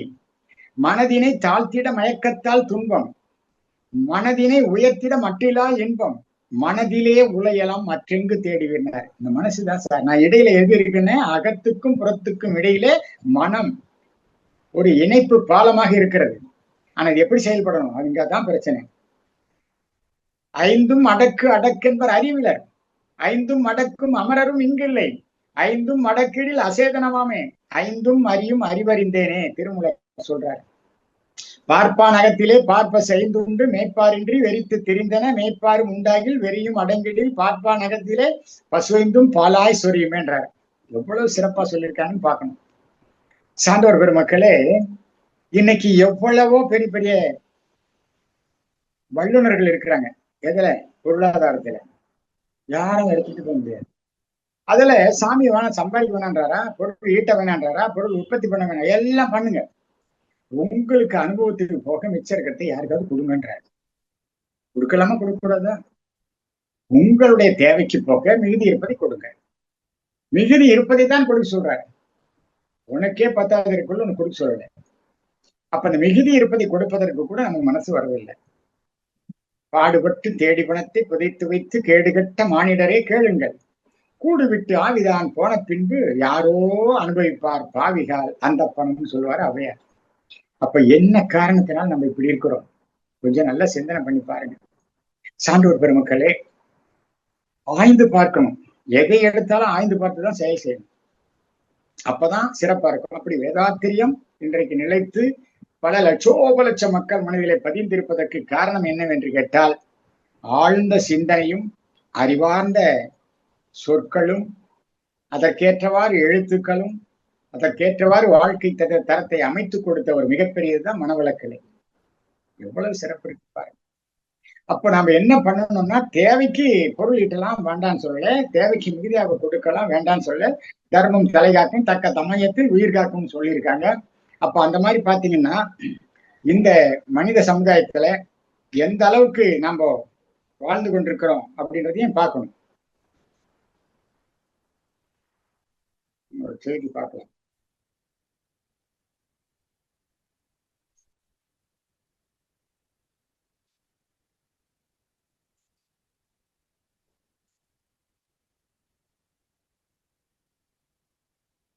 அதான் செய்தி இருந்துச்சு, அதான் பார்த்தேன்.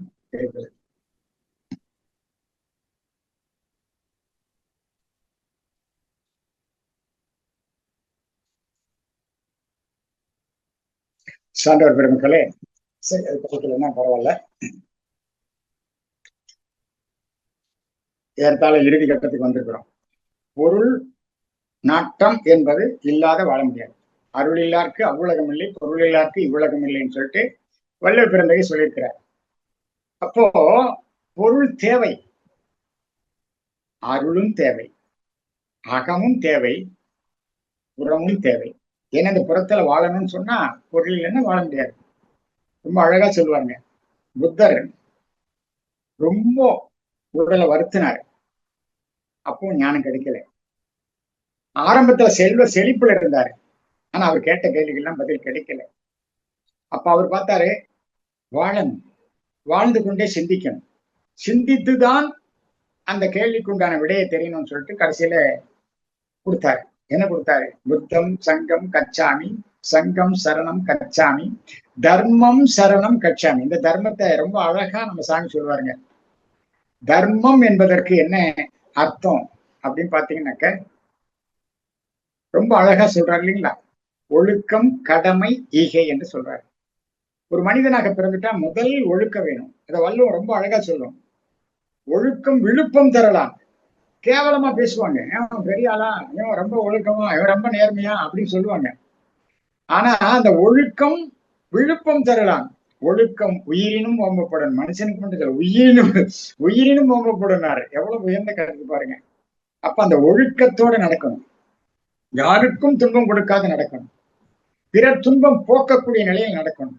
ஈதல் இசைப்பட வாழ்தல் அது வல்லது ஊதியமில்லை உயிருக்கு என்று வள்ளுவம் சொல்லும். அந்த வகையில தான் சாமிக்கு தொகுத்து கொடுத்தாரு.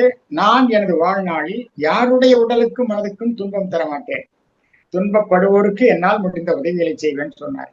எவ்வளவு சிறப்பு இருக்கிறதுன்னு பார்க்கணும்.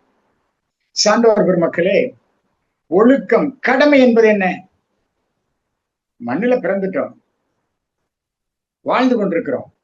இந்த வாழ்க்கை வசதிகள், கல்வி, நான் வளர்வதற்குரிய அத்துணை தேவைகளையும் யார் கொடுத்து? சமுதாயம் கொடுத்து. அப்ப இந்த சமுதாயத்துக்கு நான் என்ன திருப்பி கொடுக்கணும்?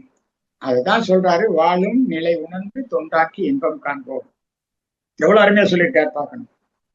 அப்ப இந்த சமுதாயத்துக்கு திருப்பி கொடுக்கணும். கொடுக்கலைன்னா வற்றி போய்விடும், நிச்சயமா வற்றி போயிடும். அதனால நம்ம என்ன பண்ணுங்க, யார் யாரு எந்த நிலையில இருக்கிறாங்களோ அந்த நிலையில அவங்களுக்கு மற்றவர்கள் இந்த சமுதாயத்துக்கு தொண்டு செய்யணும். அதான் கடமை, அறம், கர்ம யோகம். வாங்கின கடனை திருப்பி கொடுக்கணும். என்ன முடியாது, எத்தனை ஜென்மம் எடுத்தாலும் கட்டிட்டு தான் போகணும். நீ கட்டினா உன் பையன் வருவான், உன் பையன் கட்டினா பேரன் வருவான், பேரன் வேணும்னா கொள்ளு பேரன் வருவான். அப்படிதான். அதனால கட்டி தான் தீரணும். யாரோ ஒன்றும் கட்டி ஆகணும். அதை நாமளே செஞ்சுட்டு போனா அவங்களுக்கு கொஞ்சம் ஃப்ரீ ஆயிடும்ல. அப்போ அந்த நிலைக்கு வாழணும். அப்புறம் ஈகை. ஏன்னா வறியவர்கள் என்பவர்கள் இல்லாத நாடே கிடையாது. செல்வம் ஒரு பக்கம் இருந்தா வறுமை ஒரு பக்கம் இருக்கும், இரவு ஒரு பக்கம் தான் பகல் ஒரு பக்கம் இருக்கும், இன்பம் ஒரு பக்கம் தான் துன்பம் ஒரு பக்கம் இருக்கும், இனிப்பு ஒரு பக்கம் இருந்தா கசப்பு ஒரு பக்கம் இருக்கும். இறைவனின் படைப்பு இருமுனை. அதனால எந்த பிரச்சனையும் அதுல இல்லை. அப்போ அந்த மாதிரி வறியவர்களாக இருப்பவர்கள், வாழ வழி இல்லாம இருப்பவர்கள், வாழிய தகுதியை அற்றவர்கள், அவர்களுக்கு நம்மால் என்ன செய்ய முடியுமோ செய்ய முடியும். வள்ளுவம் அருமையா சொல்லுவோம். இல்வாழ்வான் என்பான் இயல்புடைய மூவர்க்கும் நல்லாற்றில் நின்ற துணைன்னு சொல்லுவோம். அப்ப எல்லாத்தையும், அதாவது இளமையில இருக்கிறவங்க, வறுமையில் இருக்கிறவங்க, விடுபட்டவங்க, முதியவர்கள், தன்னை நம்பி வந்த மனைவி, இவங்களெல்லாம் காப்பாற்றணும்னு சொல்லுவார். எவ்வளவு சிறப்பா சொல்லியிருக்காங்கன்னு பார்க்கணும். அப்போ பொருள் நாட்டம் என்பது புறத்துல இருக்கக்கூடியது தேவைதான். அளவுக்கு மீந்தினால் அமிர்தம் விஷம்னாங்க. அளவு மேல போனா அமிர்தமாக இருந்தா கூட அது விஷமா மாறிடுவாங்க. இன்னைக்கு நிறைய பேரு பொருள் ஈட்டுறாங்க, கொள்ளையா ஈட்டுறாங்க, உடலை அழித்து கொண்டு பொருள் ஈட்டுறாங்க. அந்த பொருளை ஈட்டிட்டு கடைசியில இந்த உடலை காப்பாத்துறதுக்கு பொருளை கொண்டு போய் டாக்டர் கொடுக்குறாங்க. இதுதானே நடக்குது? சொல்லுங்க பார்க்கலாம். பொருள் ஈட்டுறோம், உடலை வருத்துறாங்க, ராவு பகல் இல்லாத யாரை ஏமாத்தலாம், என்ன பண்ணாலும் எப்படி பொருளை ஈட்டிடுறாங்க. பல பேரோட தலையில கையை வச்சாலும் ஈட்டிடுறாங்க. அப்புறம் இந்த உடம்பை காப்பாத்துறதுக்காக இறைவன் எதுக்கையா அந்த உடம்பை படைச்சிருக்கிறான். வந்த நோக்கம் நிறைவேறணும், இறை அருளை பெறணும், அறிவை முழுமை பெறணும், இருக்கிற களங்கத்தை போக்கிக்கணும். அதுதானே வந்தது. மேலும் மேல லேயர் நேரத்தை சேர்த்ததுக்கு இல்லை, லேயரை கழிக்கிறதுக்கு தான் வந்திருக்கிறோம். அந்த உணர்வோட செயல்பட்டா எவ்வளவு சிறப்பா இருக்கும்னு கொஞ்சம் சிந்தனை பண்ணி பாருங்க. சான்றோர் பெருமக்களே, பொருள் தேவைதான். ஆனா ஆனா வந்த நோக்கம் அதனால கெட்டு போக கூடாது. வந்த நோக்கம் அதனால கெட்டு போக கூடாது. வந்த நோக்கம் என்ன? அருள் நாட்டம் வேணும். அருள் என்பது கருணை, அன்பு. அதுதானே தேவை. எல்லோரிடத்திலும் அன்பு எப்படி இருக்கணுங்க? ரொம்ப சிறப்பா இருக்கணும். அந்த அன்பு சொல்லுவாங்க, அன்பு அதாவது இந்த உலகத்தில் அழிக்க முடியாத, இறக்க முடியாத, வற்றாத ஒரு மிகப்பெரிய பொருள் இருக்கிறது. அது வறுமையில இருக்கு. அது இடம்னா அன்புதான். யாராலையும் அழிக்க முடியாது, யாராலையும் எடுத்துட்டு போக முடியாது. அது பாட்டுக்கு கொடுத்துக்கிட்டு இருக்கலாம். சாமி அழகா ஒரு வார்த்தை சொல்லுவார், அழகு மாறுவது அன்பு ஊறுவதுன்னுவார். நீ எந்த வயதானாலும் சரி அதுக்கு பஞ்சமே இருக்காது, கொடுத்து கொண்டே இருக்கலாம் அப்படின்னு சொல்லுவார். அந்த மாதிரி பாத்தீங்கன்னாக்க ஒரு பொருள் பற்று, புறப்பொருள் வேணும். புறப்பொருள் இல்லாத வாழ முடியாது. ஆனா அதுதான் வாழ்க்கைன்னு நினைக்க கூடாது. பொருளே வாழ்க்கை. பொருள் வாழ்க்கைக்கு பொருள் தேவை, பொருளே வாழ்க்கையாக மாறக்கூடாது. என்ன பண்ண முடியுங்க? எவ்வளவு சாப்பிட முடியும்? எவ்வளவு உடுத்த முடியும்? எவ்வளவு உடுத்த முடியும் சொல்லுங்க பார்க்கலாம். எவ்வளவு உடுத்த முடியும்? ஒரு ட்ரெஸ் போடலாம், அதுக்கு மேல போட்டா நமக்கு பேர் வேற. அளவு மேல நீங்க ஏதோ ஒன்று திரும்பி திரும்பி செஞ்சாலும் அது பைத்தியம் தான். அந்த மாதிரி தேவையில்லை. அறிவாளியாக வாழணும், அற்புதமாக வாழணும், மற்றவருக்கு எடுத்துக்காட்டா வாழணும். இவர் போல யார் என்று ஊர் சொல்ல வேண்டும். எப்போ இறந்தாலும் இருந்தாலும் இருந்தாலும் இறந்தாலும் பேர் சொல்ல வேண்டும். இவர் போல யார் என்று ஊர் சொல்ல வேண்டும். நல்ல சிந்தனை பண்ணி பாருங்க. பாரதி ரொம்ப அழகா பாடியிருக்கிறான். எத்தனையோ கவிகள் பாடியிருக்கிறான். எத்தனை கவிகள் பாடியிருந்தாலும் சார் அவனும் தானே செத்து போனான் கேட்பீங்க. அவன் சாவல, அவனுடைய உடம்பு தான் செத்து இருக்குது. இந்த பூத உடல் தான் போயிருக்குது. அந்த புகழ் உடல் வாழ்ந்து கொண்டுதான் இருக்கிறது. அவர் படைத்த படைப்புகள் வாழ்ந்து கொண்டிருக்கிறது. இந்த மனித சமுதாயம் இருக்கின்ற வரை தொடர்ந்து வந்து கொண்டே இருக்கும். அது போல நம்ம வாழணும்னு சொன்னா அவன்லாம் எவ்வளவு வசதியா வாழ்ந்திருக்கலாம். ஆனா அவன் வசதிக்காக வாழல, இறை அனுமதி பெறுவதற்காக வாழ்ந்தான். அவனுடைய மூலியமாக சாமி தான் சொல்லுவாருங்க, இவங்கெல்லாம் இன்னும் கொஞ்ச நாள், அந்த பாரதி எல்லாம் இன்னும் கொஞ்ச நாள் இருந்துதான் எனக்கு எல்லாம் வேலையே இல்லைன்னு சொல்லுவார். அப்ப அந்த மாதிரி பாத்தீங்கன்னாக்க நிறைய அறிஞர்கள் மக்கள் இருந்திருக்கிறாங்க. அவர்கள் எல்லாம் எப்படி எல்லாம் வாழ்ந்திருக்காங்க. எந்த வகையில் வாழ்ந்தாலும் இறுதியில நமக்கு கிடைக்கிறது ஒண்ணும் இல்லை, ஆடி அடங்கும் வாழ்க்கையடா ஆறடி நிலமே சொந்தமடான்னு ஒரு கவிஞன் எழுதி வச்சான். அவ்வளவுதான் சார். அதனால பாருங்க, பொருள் தேவை, பொருளே வாழ்க்கையாக இருக்கக்கூடாது. கொஞ்சம் சிந்தனை பண்ணி பாருங்க. எப்ப விடலாம்? கொஞ்சம் கொஞ்சமா விட்டுட்டு வாங்க. பிரம்மச்சரியம், கிரகஸ்தம், வானப்பிரஸ்தம், சன்னியாசம்னு பிரிச்சாங்க. படிப்படியா விடுங்க. சாமி இந்த ஒரு கவியை சொல்லி நான் முடிக்கிறேன். பிறருக்கு பின்னும் துன்பம் விளைந்திடாத பெருநோக்கில் தான் வாழ்தல் ஒழுக்கமாகும், இது பிரம்மச்சரியம். பிறருக்கும் நல் வாழ்வழித்து தானும் வாழும் பெற்றிய அறமாகும் நோன்பாகும், இது கிரகஸ்தம். பிறர் உணர்ச்சி தன் உணர்ச்சியோடு இணைந்து இயங்கும் பேர் இயக்க நிலை உணர்ந்தால் ஞானமாகும், இது வானப்பிரஸ்தம். பிறர் நலத்திற்கே தன் வாழ்நாளை பேரறிவோடு அர்ப்பணித்தல் தொண்டு ஆகும், இதுதான் இறுதி நிலை. படிப்படியாக உயர்வோம். புறப்பொருள் நாட்டம் தேவையில்லைன்னு சொல்லல, தேவையில்லாத வாழவும் முடியாது. அப்போ அது எந்த அளவுக்கு செயல்படணும்? எது? இந்த 5 கருவிகளும் அறிவுக்குட்பட்டு, சாமி சொல்வார் 5 அளவு முறை சொல்வாரு. அந்த 5 அளவான உணவு, உழைப்பு, உறக்கம், புலன் இன்பங்கள், எண்ணம், இந்த 5ஐயும் அளவு முறையோட காத்து அறிவு புலன்களை இயக்கக்கூடிய ஒரு நிலை உயர்ந்து, பொருள்கள் நம்ம இயக்கக்கூடிய நிலை வரக்கூடாது. அறிவு நம்மை புலன்களை இயக்கணும், எண்ணங்களை அறிவு இயக்கணும். அப்படி ஒரு சிறப்பு உயர்ந்த நிலைக்கு வரும்போது அகம் புறம் ரெண்டும் சிறப்பாக இருக்கும்.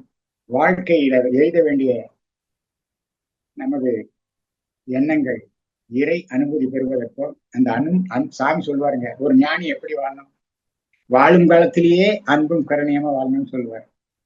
அப்ப அந்த மாதிரி ஒரு சிறந்த வாழ்க்கையை வாழ்ந்து இந்த சமுதாயத்திற்கும் ஒரு எடுத்துக்காட்டாக, சமுதாய மக்களுடைய பின்னிட்டு வரக்கூடிய சந்ததிகளுக்கும் ஒரு எடுத்துக்காட்டாக இந்த அகம்புறம் என்ற தலைப்பில் ஒரு சிறிய உரையை தாங்களும் இந்த விண்ணலை மூலமாக கேட்டதற்கு அனைவருக்கும் நன்றி கூறி ஐடி தகவல் தொடர்பு துறையும் நன்றி கூறி எல்லோரும் உடல் நலம், நீள ஆய்வு, நிறை செய்வோம், உயர்ப்புகள், மெய்ஞானம் ஒன்று வாழ்க வளமுடன் குருவின் நினைவில் நின்று உங்களுடைய பாதத்தில் நின்று வாழ்த்தி மகிழ்கின்றேன். வாழ்க வளமுடன், வாழ்க வளமுடன், வாழ்க வளமுடன். தற்போது நாம் கேள்வி பதில் நிகழ்ச்சிக்கு செல்ல இருக்கின்றோம். ஐயா, கேள்வி பதில் நிகழ்ச்சிக்கு செல்லலாங்களா ஐயா? வாழ்க வளமுடன். வாழ்க வளமுடன். வாழ்க வளமுடன். முதல் அன்பராக கிருபாநிதி அம்மா அவர்கள். வாழ்க வளமுடன்மா. அம்மா வாழ்க வளமுடன். ஐயா வாழ்க வளமுடன். ஐயா வாழ்க வளமுடன். சொல்லுங்க ஐயா. ஐயா நான் அம்மா பேசுறேன் ஐயா. ஐயா அதாவது உங்களை நான் அடிக்கடி ஆழியார்ல பார்ப்பேன். பார்த்தாலே ஒரு சுறுசுறுப்பு எங்களுக்கு வரும். ஐயா அப்படி இருக்காங்க பாருங்க அப்படின்னு ஒரு நினைப்பு.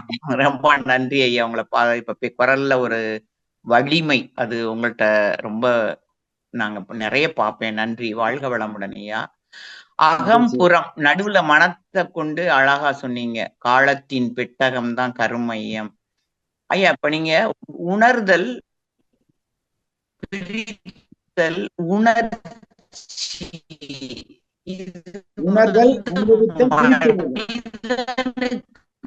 மட்டும்தான் வேறுபடுதா இல்ல மனிதன்ட்ட மட்டும்தான் இருக்கா? இல்ல எல்லா ஜீவனுக்கும் பிரித்து உணர்தல் இது மனிதனுக்கு மட்டும்தான் சொந்தமா இல்ல விலங்கு மற்ற அறிவுகளிடையும் இது பிரிக்க பார்க்க முடியுமா ஐயா? அதப்போ அதாவது இந்த ஆரம் ஓகே, அது எப்படி அதாவது அமைப்பு, பிரியம், இயக்க ஒழுங்கு, அனுபவித்தல், அதான் உணர்தல், அனுபவித்தல், பிரித்துணர்தல் எல்லா ஜீவனுக்கும் உண்டு.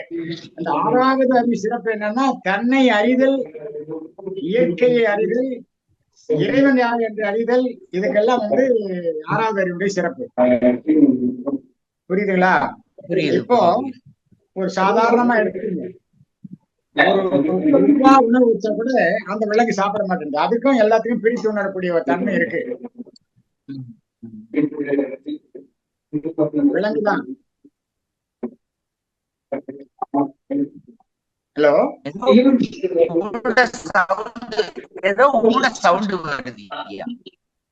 ஆமா அது கொஞ்சம் அவங்களுக்கு விண்ணலை சரியா வரலன்னு நினைக்கிறேன். கட்டாய் வருது. இப்ப கேக்குதையா? நல்லா நன்றி, சொல்லுங்க. ஓகே, அதாவது இப்பதான் அந்த ஆரம் எல்லா ஜீவனுக்கும் உண்டு. ஆனா அந்த ஆறாவது அறிவு சிறப்பு யாருக்குன்னாக்க தன்னை அறிதல், இறையை உணர்தல், இயற்கையை அறிதல் என்றதுக்கு ஆறாவது அறிவுடைய சிறப்பு. அதான் சாமி சொல்லுவாருங்க, அதாவது கருத்து உரு கொடுத்தல் அல்லது ஆங்கிலத்துல அசம்சன் அப்படின்னு சொல்லுவாரு. அந்த மாதிரி நாம அதை யூகித்து அறிதல், அதெல்லாம் மனிதனுக்கு. பிரித்து உணரக்கூடிய தன்மை எல்லாத்துக்கும் உண்டு. மாடு, ஆடு, கோழி, ஒரு புழுகு கூட உண்டு, எறும்பு கூட உண்டு. நீங்க பாருங்க, அது ஒவ்வாத உணவு வச்சீங்கன்னா சாப்பிடாது, அது பிரித்து உணருது. இப்ப எல்லாமே உண்டு. மனிதனுக்கு என்னன்னா இயற்கையை அறிதல், கடவுள் யாரு, நான் யாரு, எதுக்கு வந்தேன், இதெல்லாம் அறிந்து கொள்ளக்கூடிய ஒரு அசம்சன், கருத்து உரு கொடுத்தல். அதனாலதான் கருத்து உரு கொடுத்துதான் சிலை வழிபாட்டை வச்சாங்க. அது தேவைதான். நீங்க எவ்வளவு உயரத்துல சிகரத்தை ஏறினாலும் முதல் படியில காலை வச்சாலும் பக்தியில போய் அப்புறம் ஞானத்துக்கு வரணும். ஆனா நாம பக்தியிலேயே இன்னும் முழுகிட்டு இருக்கிறோன்னு தான் சாமி அடிக்கடி சொல்லுவார். வாழ்த்துக்கள். வாழ்க வளமுடன். ஐயா நன்றி. இன்னும் ஒன்னியா, இப்ப நீங்க அழகா நிறைய தாய்மானவர் எல்லாம் சொன்னீங்க. உண்மை, பொய், அருள், அகம், புகம், புறம், ஒழுக்கம், கடமை, ஈகை, இத்தனைக்கு மனசை பத்தி அழகா விவரிச்சீங்க ஐயா. அதுல உள்ளம், அகம், மனம், இது மூணையும் ஒரே நேர்கோட்டில்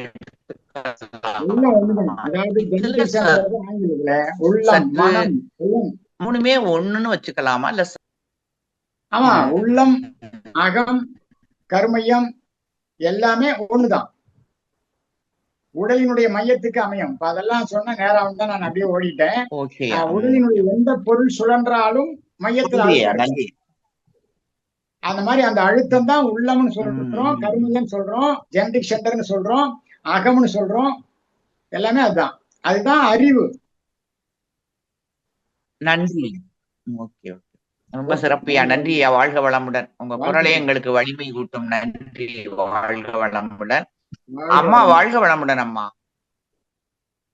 வாழ்க வளமுடன் அம்மா. மிக்க நன்றிகள் அம்மா. அடுத்த அன்பராக கவிதா கோவிந்தராஜ் அம்மா அவர்கள். வாழ்க வளமுடன்மா. வாழ்க வளமுடன் அம்மா. ஐயா வாழ்க வளமுடன் வாழ்க ஐயா. வளமுடன். சொல்லுங்கம்மா. ஐயா, இயற்கை பத்தியும் ஊடுருவல் பத்தி, அசையும் பொருள் அசையாத பொருள்லாம் சொன்னீங்களே. ஆமா ஆமா. அந்த டைம்ல கரண்ட் ஆஃப் ஆயிடுச்சு. அது கொஞ்சம் சொல்லுங்களேன். ஆன்லைன்ல கரண்ட் ஆஃப் ஆகி போச்சு. பரவாயில்லையே. அப்போ அந்த அந்த செய்தியை கேட்டுக்கணும்ன்ற உணர்வு இருக்கு பாருங்க, அதுவே பெரிய சமாச்சாரம். அதாவதுமா, உணர்ச்சி உள்ள பொருளும் உணர்ச்சி அற்ற பொருளையும் ரெண்டுலயுமே எல்லாம் இறையில என்ன இருக்குதோ அத்தனையும் அதுலயும் இருக்கு. ஆனா ஒன்று அந்த இணக்கத்தன்மை, ஒன்றை ஒன்று அழித்துக் கொள்ளாமல் ஒரு இணக்கத்தன்மையோடு கூடி இயங்கும் போது உயிர் தனி சுற்றோட்டம் அமைத்துக் கொண்டு அந்த சுற்றோட்டத்திலிருந்து வரக்கூடிய அலை காந்தமாக மாற்றம் பெற்று அந்த காந்தத்தினுடைய திணிவு மையமாக இருக்கிறது. அதான் உணர்வு. எப்படின்னா, அழுத்தம் அழுத்தம் பெற பெற அது வெளியே வருமா வராதானா வரும். எவ்வளவுக்கு எவ்வளவு அழுத்தணுமோ அந்த அளவுக்கு அது பிதுங்கி வரும். அப்படி பிதுங்கி வரும்போது உடல் முழுதும் வரக்கூடிய காந்த அலைதான் உணர்வாக தெரிகிறது. அதான் சரி, உணர்தல் இயக்கமாகி சாமி கூட ஒரு கவியில் சொல்வார். அப்ப அந்த உணர்தல் என்பது அங்கதான் வருது. அதான் சொன்னீங்க, மனுஷனோட வரும்போது மாறுபடுதுன்னு சொன்னும் போதுதான் கரண்ட் ஆஃப் ஆயிடுச்சுங்க. சரி சரி, பரவாயில்ல. தெரிஞ்சுக்கிட்டீங்க. வாழ்த்துக்கள். மிக வாழ்க வளமுடன் ஐயா. நன்றிகள் ஐயா. வாழ்க வளமுடன் அம்மா. வாழ்க வளமுடன் அம்மா. அடுத்த அன்பராக செவ்வேல் ஐயா அவர்கள். வாழ்க வளமுடன் ஐயா. வாழ்க வளமுடன்மா. வாழ்க வளமுடன் ஐயா. ரொம்ப சிறப்பா இருந்தது. அகம் புறம் நல்லா இருந்தது ஐயா. நீங்க இந்த உயிரற்ற பொருளும் உயிருள்ள பொருளும் எல்லாமே அன்பும் கருணையுமா தான் இருக்குன்னு சொல்றீங்க. இந்த உயிரற்ற பொருள் எப்படி ஐயா இந்த வடிவம் துல்லியம் இயக்க ஒழுங்கா இருக்கு? அது எப்படி ஐயா அன்பும் கருணையுமா இருக்கு ஐயா? ரொம்ப ரொம்ப சூப்பரா சொல்றீங்க. கேட்டீங்க. சாமி ஒரு கவி சொல்லியிருக்காரு தெரியுமா? கல்லும் மரமும் மோன நிலையில் நின்று கடமை தவறாது பயனாகும் போது சொல்லும் கருத்தும் உடைய மனிதனேனும் சுகம் கெட்டு சமூகத்தை மறக்க வேண்டும். ஆசைதனை ஒழிக்கவென்று ஆசைதனை பேராசையாக்கி கொண்டு அல்லலூரும் மனிதர்களே சுருங்க சொல்வேன். சுயநிலை அறிய கருத்தமே போதும் சொல்லுவாரு. இப்ப அந்த உங்களுடைய கேள்விக்கு நான் சொல்றேன். இப்ப ஒரு கல் இருக்கு, சுண்ணாம்பு கல் எடுத்துங்க. அது வெண்மையா இருக்கு, அது வடிவம். புரியுதுங்களா? வெண்மைதான். அதுக்குள்ள இருக்கிற அறிவு இருக்குது பாருங்க, அது காரம். இன்னொரு பொருளோடு தொடர்பு கொள்ளும் போது அதுக்கு இதுக்கு நடக்கக்கூடிய இயக்க ஒழுங்கு இருக்கு பாருங்க, அதுல இருக்கிற அறிவு இதுல புகுத்துது. அதனுடைய தன்மை அங்க புகுத்தும் போது அதான் இயக்க ஒழுங்கு. அப்போ அமைப்பு துல்லியம், இயக்க ஒழுங்கு. துல்லியம்னா அதுல இருக்கிற அறிவு தான் அங்க செயல்படுது. விளங்கலையா? இல்லங்க ஐயா, இல்ல ஒரு இப்ப சுண்ணாம்பு இருக்குங்க, சுண்ணாம்புன்றது வடிவம். கரெக்ட் நீங்க சொன்னது. அது உள்ள அறிவு அது அது துல்லியம். இன்னொரு பொருளோடும் இணையும் போது இதை தனிமையா அங்க பதியுது பாருங்க, அது இயக்க ஒழுங்கு. இப்ப விளங்கலையா? இல்லங்க ஐயா, வடிவம் கரெக்ட், அது உள்ள அறிவு துல்லியமா இருக்கு. இயக்க ஒழுங்குன்றது அது கூட நான் மிக்ஸ் பண்ணக்குள்ள அது இயக்க ஒழுங்கு ஆயிடுதுங்களா? ஒரு ஜடப்பொருள் வச்சுங்க, ஒரு உதாரணத்துக்கு சொல்லலாம். ஒரு உப்பு ஜடப்பொருள், தண்ணி. அந்த உப்பு அந்த தண்ணியில போட்டு அதனுடைய தண்ணி அதுல கொண்டாந்து பாருங்க, அதுதான் இயக்க ஒழுங்கு. அதனுடைய அறிவு அங்க போய் உப்பு மாறுது பாருங்க, கரிக்குது பாருங்க, அதுதான் அறிவு. இப்ப புரியலையா? புரியுதுங்க ஐயா, புரியுதுங்க ஐயா. அது அன்பும் கருணையுமா இருக்குன்னு எப்படி ஐயா சொல்றீங்க? அது ஐயா அன்பும் கருணையும் எப்படின்னு கேட்டா, இது ரொம்ப சிறப்பு தான் நீ கேட்கிற கேள்வி. அன்பும் கருணையும்ன்றது எதுல வருதுன்னு சொன்னா, எல்லா பொருள்களிலும் அந்த அன்பும் கருணையும் வருது. அன்பு இல்லாத ஒண்ணும் இல்லை. அப்போ ஒரு ஜடப்பொருளாக இருந்தாலும் அதற்கு தேவையானதை இறைவன் அன்பாக கொடுத்திருக்கிறான், கருணையாக கொடுத்து கொண்டிருக்கிறான் தான் அதுக்கு அர்த்தம். அப்ப அந்த பொருள்ல இருக்கக்கூடிய அறிவு நுட்பத்தை யார் கொடுத்தது? இறைவன் தான் அன்பா கொடுத்திருக்கிறான். அதை பயன்படுத்தும் போது நமக்குள்ள மாற்றம் வருது பாருங்க, அது யாரால? நம்ம செயலால. இப்போ ஒரு சின்ன உதாரணம் சொல்றேன், கொஞ்சம் சிந்தனை பண்ணுங்க. வைரம் வெண்மையானது, அதை மடிச்சு கொடுக்குற பேப்பர் சிகப்பானது, உண்டா இல்லைங்களா? அந்த ஆமா. வெண்மை வந்து வைரத்துல இருக்கிற வெண்மை ஒளிரும் தன்மை உடையது. சிகப்பு பேப்பர்ல இருக்கிற தன்மை அது அதனுடைய தன்மையை ஒளிர வைக்கிறது. ஆனா இந்த ரெண்டையும் இணைக்கும் போது அந்த வைரமே சிகப்பா மாறுது பாருங்க. இப்ப இது யார் மேல குற்றம்? இறைவன் அன்பும் கருணையும் கொடுத்திருக்கிறான். இப்ப நாம ரெண்டையும் ஒன்னா சேர்த்து யார் மேல குற்றம்? சேர்த்தனவங்க மேலதான் குற்றம். அதனுடைய தன்மை வேற, இதனுடைய தன்மை வேற. ரெண்டையும் இணைக்கும் போது ஒரு அதனுடைய தன்மை இதுல பதிய வைக்குது. ஆனா இணைத்ததன் மேலதான் இந்த குற்றம் உண்டா இல்லைங்களா? அன்பு அதாவது ஒரு கணையை போடுறான்னா கணை மேல குற்றம் இல்ல, அதை போட்ட மேலதான் குற்றம். அப்ப இறைவன் அன்பும் கருணையும் தான் எல்லா இடத்துலயும் கொடுக்குறான். நீங்க ரெண்டு இப்போ ஒண்ணும் இல்ல, இப்போ வெத்தலை இருக்குது, பாக்கு இருக்குது, சுண்ணாம்பு இருக்குது, மூணையும் கலந்து போட்டா அது ஒரு இன்பம் இருக்கு. ஆனா சுண்ணாம்பு மட்டும் நாக்கில வச்சா அது நாக்க சுட்டுப்படுது. இப்போ இது யார் குற்றம்? யார் குற்றம்? நம்ம குற்றம். அன்பும் கருணையும் எங்க பார்த்தாலும் நீக்கமாக இருக்குது. அத புறம்பாகவோ அது அன்பும் கருணையோட எடுத்துக்கொள்றது யாருகிட்ட இருக்குதுங்க? நம்ம கிட்ட தான் இருக்குது. ஏன்னா இதுக்கு இருக்கிற அறிவு, அறிவுடைய சிறப்பு நம்ம கிட்ட இருக்குது இல்லையா? ஆமா, அதை எடுத்துக்கணும். அப்படிதான். சரிங்க, சரி. ஓகே, அந்த நம்ம உணர்த்துதான் அறிவு. அது ஓர்ப்பா இருக்கு, சக்கரை இனிப்பா இருக்கிறது தான் அந்த இது, இனிப்பு தான் அந்த அறிவு. வடிவன்றது கரெக்டா நம்ம என்ன இருக்கோ அது. ஓகே, வாழ்த்துக்கள். இயற்கை ஒழுங்குன்றது கோள்கள் இருக்கு, ஒன்றோடு ஒன்று மோதல. அப்ப அங்கேயும் அறிவு பாத்தீங்கன்னா அன்பும் கருணையுமாக ஒவ்வொன்றையும் இயக்கிக் கொண்டிருக்கு. அது ரொம்ப அழகா சொல்வாரு இல்ல, இன்ப ஊற்று என நிறைந்த இறைவா எனும் போதினிலே ஏற்படுமோர் இன்பமதை எவ்வாறு சொல்வேன்? நன்மை தரும் நவகோளும் நட்சத்திர கூட்டமும் நானகத்தே காணுகின்றேன் நடனமாடும் காட்சி. உன் பெரிய பேரியக்க ஓமையற்ற ஆற்றலால் உலகங்கள் அத்தனையும் உருளுதே ஒரு கொத்து போடுவாரு. எல்லாம் இன்பம் தாங்கய்யா, எல்லாமே அன்பும் கருணையும் தான். அதை நாம மாற்றி அமைச்சு நம்மளே பாத்தீங்கன்னா இறைவனே நம்முள்ள இருக்கிறான். ஆனா அந்த இறைவன் வெளிப்படாத நம்ம மறைச்சிருக்கிறோம். அது யார் குற்றம்னா நம்ம குற்றம் தான், நம்ம செயலால வர. மகிழ்ச்சிங்கய்யா, வாழ்த்துக்கள். மகிழ்ச்சி, ரொம்ப சிறப்பு ஐயா. மகிழ்ச்சி, நல்ல மனசுல பதிவு சொன்னீங்க ஐயா. ரொம்ப மகிழ்ச்சி ஐயா. ரொம்ப உங்களையும் நான் பார்த்திருக்கேன் அழியார்ல. ரொம்ப மகிழ்ச்சி ஐயா, ரொம்ப சிறப்பு ஐயா. மகிழ்ச்சி, மகிழ்ச்சி. வாழ்க வளமுடன் அம்மா. வாழ்க வளமுடன் ஐயா. அடுத்த அன்பராக இந்திராணி அம்மா அவர்கள். வாழ்க வளமுடன்மா. வாழ்க வளமுடன். கேளுங்கம்மா. வாழ்க வளமுடன் ஐயா. சொல்லுங்கம்மா. மிக சிறப்பு ஐயா. தங்களுடைய பெயருக்கு தகுந்த மாதிரி ஆழ்ந்த அனுபவம் மிக்க உரை ஐயா. நன்றி. உங்களை நான் உங்களுடைய சிறு வயதுல ஆழியார்ல நீங்க இப்ப பல வருடங்களுக்கு முன்னால இருந்து கேட்டுக்கிட்டு இருக்கேன்.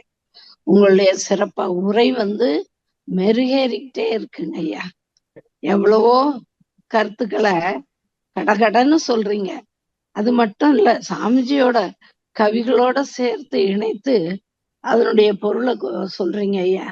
எனக்கும் தான் வயசாச்சு, என்னால ஞாபகத்துல வச்சுக்க முடியல. ஆனா நீங்க அவ்வளவையும் நினைவுல வச்சு பேசுறீங்க ஐயா. ஒரு சில சமயங்கள்ல ஒரு கேள்வி ஐயா, அகத்துல நினைக்கிறத புறத்துல பேச முடியறது இல்லையா ஐயா? அதான் பழக்கம். அந்த பழக்கத்துல இருந்து விடுபட்டுட்டா பிரச்சனை இல்லை. எல்லாமே அதான் டிட்டாச்மெண்ட் அண்ட் அட்டாச்மெண்ட், ஒட்டுதல் இல்லாத பற்றுதல். அதுக்கு நம்ம லாக் ஆயிடுறோம். அப்புறம் அதுல இருந்து வெளியே வர முடியல. அதான் பிரச்சனையே. உறவிலே கண்ட உண்மை நிலை தெளிவே துறவுன்னு சொல்லுவார் சாமிஜி. நாம உணர்ச்சி, தேவை, முயற்சி, செயல், விளைவு, அனுபவம் அதோட நின்னுடுறோம். அனுபவம் இதோட நின்னுடுறோம். ஆராய்ச்சி தெளிவு முடிவு போறதில்லை. அது ஆராய்ச்சி. இதனால எனக்கு எவ்வளவு விளைவுகள் வந்தது, இந்த விளைவுகளால எனக்கும் மற்றவங்களுக்கும் எவ்வளவு துன்பம், அதனால இதை எப்படி செய்யணும், முறையாக பயன்படுத்தணும் அல்லது அதை தவிர்க்கணும் அப்படின்ற ஒரு கட்டாயத்துக்கு வந்துட்டா பிரச்சனையே இருக்காதுன்னா. 95 வருஷம் வரையில எவ்வளவு நினைவாற்றலோடு இருந்தாரு. அதெல்லாம் எவ்வளவு சாதாரணமா அவரும் ஞானிகள். நாம ஏதோ சாதாரண கத்துக்குட்டி. இல்லையா, அப்படி சொல்ல முடியாது. நீங்க மகர்ஷியோட அந்த தத்துவங்களோட தினம் உறவாடிட்டு இருக்கீங்க, அப்படித்தானே ஐயா? அது எப்பவுமே அது இயல்பாதான் இருக்குது. ஏன்னா அது வாழ்க்கை இல்லையே. அவரை பிரிஞ்சு அவரை விட்டு நாம இல்ல, ஆஹ் அவரை விலக்கி நாம இல்ல. ரொம்ப ரொம்ப நல்லதுமா. இல்லைங்களா? இல்லைங்களா? உண்மைதாம்மா, அதானே உண்மை. அதான் அதான் அதான் ரொம்ப அருமையா. பேருக்கு தகுந்த மாதிரி நல்ல பல கருத்துக்களை விளக்கமா சொன்னீங்க. வாழ்த்துக்கள் ஐயா. வாழ்க வளமுடன். இன்னும் நீங்க நீண்ட ஆயுளோட இருக்கணும் ஐயா. நிறைய இருக்கணும். பாருங்க, அப்போ நாம கேட்டாலும் வர போறது இல்ல, வந்துட்டாலும் போக மாட்டேன்னு சொல்ல போறது இல்ல, எப்ப வந்தாலும் போயிடலாம், அவ்வளவுதான். ஆனாலும் சிலரை பார்க்கும்போது இவங்க இன்னும் நிறைய நாள் இருக்கணும்னு நம்மள அறியாம நம்ம மனசுல தோணும் ஐயா. உங்களுடைய கருத்துக்கள் அப்படி அது மனசுல பதியும் போது இன்னும் கொஞ்சம் கிடைக்காதா, நான் அடுத்த மாசம் எப்ப பேசுவார் அப்படின்ற தோன்ற மாதிரி எப்ப வேணாலும் கிடைக்கும். வாழ்க வளமுடன் ஐயா. மிக்க நன்றி. வாழ்த்துக்கள் ஐயா. வாழ்க வளமுடன். வாழ்க வளம். நன்றி அம்மா. வாழ்க வளம். வாழ்க வளமுடன் அம்மா. மிக்க நன்றிகள் ஐயா. வாழ்க வளமுடன். அடுத்த அன்பராக பத்ரி சபரிஷ் ஐயா அவர்கள். வாழ்க வளமுடன். ஐயா வணக்கம் ஐயா. விவேகானந்தன் ஐயா. வாழ்க வளமுடன் ஐயா. வணக்கம். வாழ்க வளமுடன். வளமுடன் ஐயா. ரொம்ப சிறப்புங்க ஐயா. என்ன சொல்றேனே தெரியல, ரொம்ப அருமையா இருந்தது. ஐயா எனக்கு ஒரு கேள்வி ஐயா, நீங்க சொன்னதுல இப்ப மகரிஷி நம்ம இந்த வாழ்ற வாழ்க்கை நம்ம சுகமாய்க்கிறதும் துக்கமாய்க்கிறதும் நம்ம கையில இருக்கிற மனவளக்கலையில இருக்கும்போது புரியுதுங்க ஐயா. நம்ம கையில தான் இருக்கு. ஆனா என்னன்னா, இப்ப சில பேருக்கு இந்த அறிவு கிடைக்காம, இப்ப எங்க அப்பாவே எங்களுக்கு தெரியும், எங்க அப்பா இறந்துட்டாரு. அவரு ரொம்ப இது மனதளவுல பாதிக்கப்பட்டு நிறைய மருந்து சாப்பிட்டு சீக்கிரமா இதுலயே இறந்துட்டாரு ஐயா. ஸோ இப்போ அந்த மாதிரி சில பேர் ரொம்ப கஷ்டப்படும். இதே வாழ்க்கை ரொம்ப கஷ்டமா இருக்குங்க சில பேருக்கு. அவங்க ஏன்னா அவங்க நம்ம எதிர்பாராத மாதிரி சூழ்நிலை வருதுங்க. அப்ப ஏன் அந்த இடத்துல அன்பும் கருணை எப்படி எங்கய்யா நம்ம எதிர்பார்க்க முடியும்? ஏன்டா வாழ்க்கை, போதுமடா வாழ்க்கை, இனி பிறக்கவே கூடாதுன்னு தான் நினைக்கிறவங்க அதிகமா இருக்கு. அதான் கேட்டேன். நீங்க சொல்றது நியாயமான வார்த்தை தான். அதாவது சிலருக்கு அந்த இழப்பு தாங்க முடியலன்றது அது ஒரு காரணமாக இருக்கலாம் ஒழிய, ஆனா பதிவுகள் எங்கேயாவது ஒண்ணு இருந்தா அதுதான் வேலை செய்யும். ஊழ்வினை ஒருத்திருந்து வந்து ஊட்டுமுன்னாரு யாரு? இளங்கோவடிகள். அதே வள்ளுவர் சொல்றாரு, ஊழில் பெருவழி யாவுல மற்றொன்று சூழினும் தான் முன்தூறும்ன்றாரு. நீ என்ன பண்ணாலும் அது முன்தூறுன்றாரு. அது வினைப்பதிவு தான். ஆனா அதையும் மாற்றக்கூடிய ஒரு சிறப்பு சரியான முறையில வாழ்க்கையை அமைத்துக் கொண்டு மனவளக்கலை பயிற்சி எடுத்து இருந்தா நிச்சயமா. இப்ப சாமிக்கே 50 வருஷம் தான் அப்படின்னு சொன்னாங்க, அவர் 95 வருஷம் வரலும் வாழ்ந்தாரு. அந்த மாதிரி முடியுங்க ஐயா, முடியாதெல்லாம் இல்லை. ஆனா அதுக்கு உண்டான முயற்சியில இறங்கி தொடர்ச்சியாக செஞ்சுக்கிட்டே இருக்கணும். கண்டிப்பா நல்லா. சரிங்க ஐயா. சரிங்க ஐயா. மிக்க மகிழ்ச்சி. நன்றி. வாழ்க வளமுடன் ஐயா. நன்றி. வாழ்க வளமுடன். மிக்க நன்றிகள் ஐயா. அடுத்த அன்பராக உமையாள் அம்மா அவர்கள். வாழ்க வளமுடன்மா.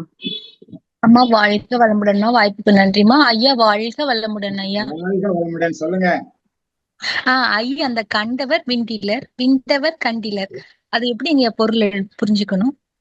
அதாவதுமா, இப்போ நான் இருக்கிறேன், அறிவு முழுமையாச்சு, அங்க போயிட்டேன், எங்க இறையை உணர்ந்த நிலைக்கு போயிட்டேன்.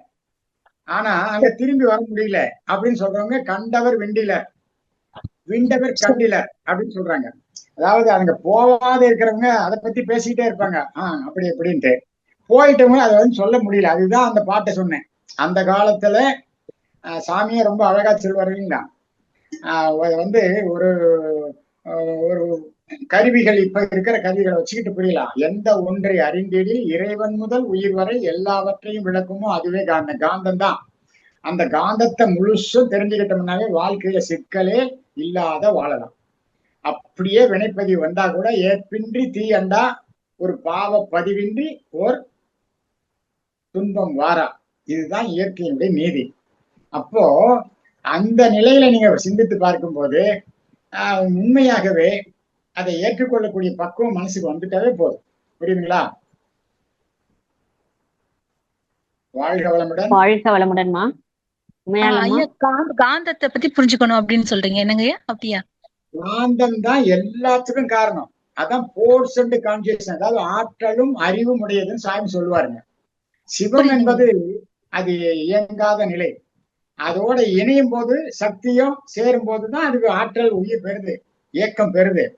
அந்த காந்தத்தை நல்லா தெரிஞ்சுக்கணும். இப்ப நான் காந்தத்தை அதிகமா செலவு பண்ணா உடல் அழிந்து போகும், சிந்தனைக்கு ஆற்றல் குறையும், எல்லாமே குறையும். அதை முறையோட பயன்படுத்தணும்னா எப்பவுமே நல்லா இருக்கும். இவ்வளவுதான். அந்த காந்தத்தை அதான் காந்த நிலை உணர்ந்திடில் கடவுள் மனம் அதனிலே கண்டிடலாம் அதன் மாய திருநடன காட்சின்னு சொன்னார். அத மாந்தருக்குள் ஊர் ஓசை மனம் சுவை ஒளி மனம் மற்றும் இன்ப துன்ப நிகழ்ச்சிகள் யாவும் மாயகாந்த நிகழ்ச்சிகளே. சாந்தமான மனநிலையில் சலனமின்றி ஆய்ந்திட சந்தேகம் சிக்கலின்றி சாட்சி கூறும் முன்னுள்ளம். வேந்தருக்கும் வேதருக்கும் வணிகருக்கும் பொது இது விரிந்தறிவில் இறை உணர விளக்கினேன் விளங்கியேன்னு ஒரு கவியில சொல்லுவார். அப்ப அந்த காந்தத்தை முழுமையா தெரிஞ்சுக்கிட்டு அதை எப்படியெல்லாம் நம்ம உடல்ல இருக்குது, எப்படி இயக்குது, அதை எப்படி பயன்படுத்தணுன்றதை தெரிஞ்சுக்கிட்டா பிரச்சனை இருக்காதுமா. வாழ்த்துக்கள்.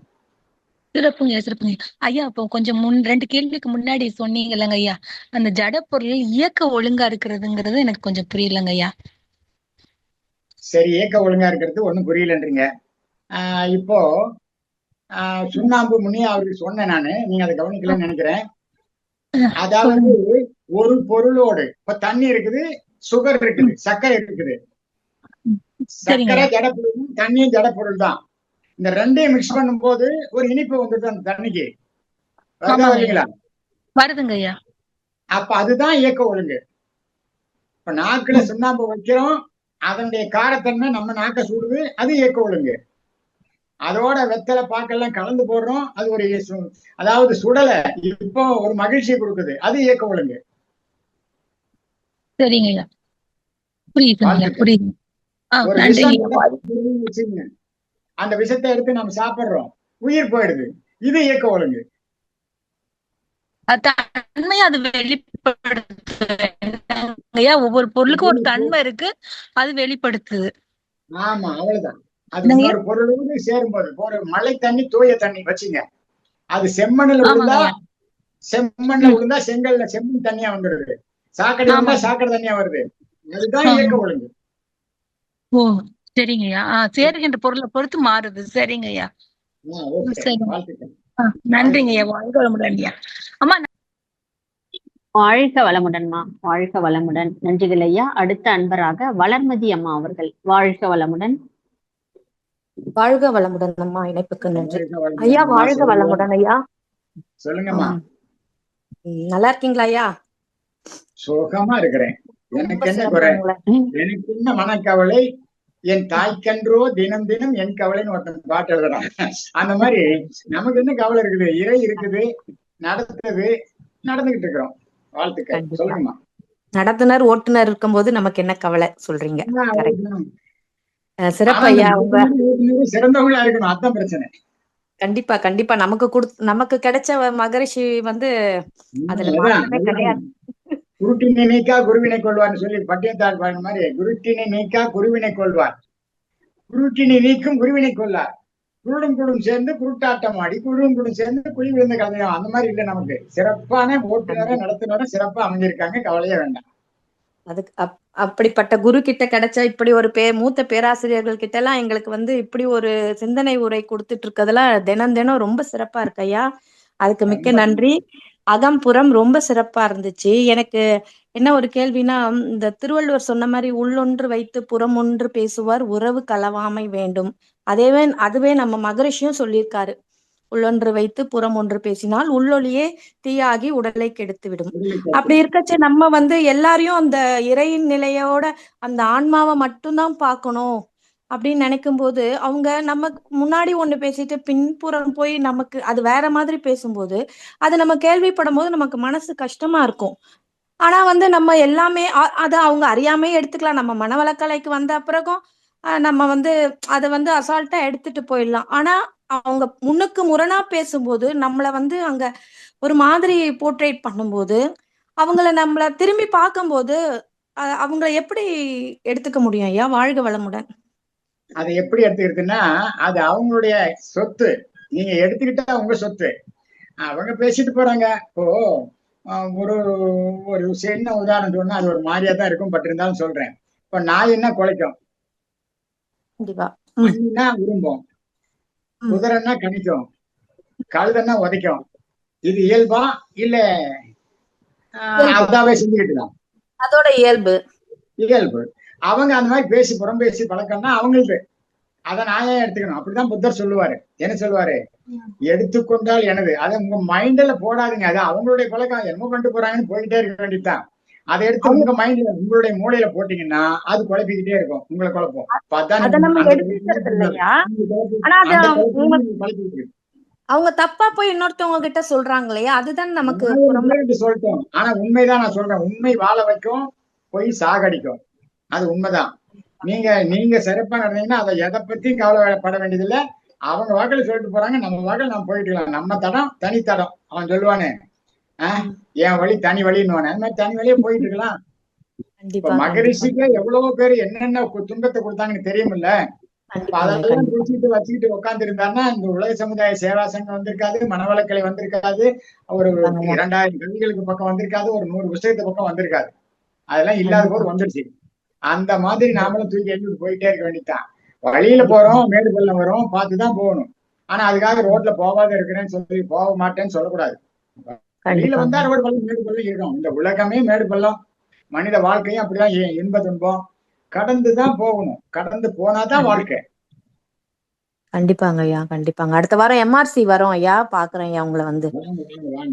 வாழ்க வளமுடன். நன்றி ஐயா, வாழ்க வளமுடன். அம்மா வாழ்க வளமுடன். நன்றி அம்மா. வாழ்க வளமுடன் அம்மா. மிக்க நன்றிகள் ஐயா. அடுத்த அன்பராக சுப்புலட்சுமி அம்மா அவர்கள். வாழ்க வளமுடன். வாழ்க வளமுடன் அம்மா, வாய்ப்புக்கு நன்றி ஐயா. வாழ்க வளமுடன். வாழ்க வளமுடன். சொல்லுங்கம்மா, நலமா? நல்லா இருக்கிறேங்க ஐயா. திருவருள் உங்களோட ஆசீர்வாதம் எல்லாம் சேர்ந்து நல்லா இருக்கிறேன் ஐயா. உங்க மிக மிக சிறப்பு ஐயா. கம்பன் வீட்டு கட்டுத்தறியும் கவி பாடும்ன மாதிரி சாமிஜியோட நீங்க நடந்த பயணத்தை உங்களோட பேச்சு உரையில கேட்க முடிஞ்சது. ரொம்ப சந்தோஷங்க ஐயா.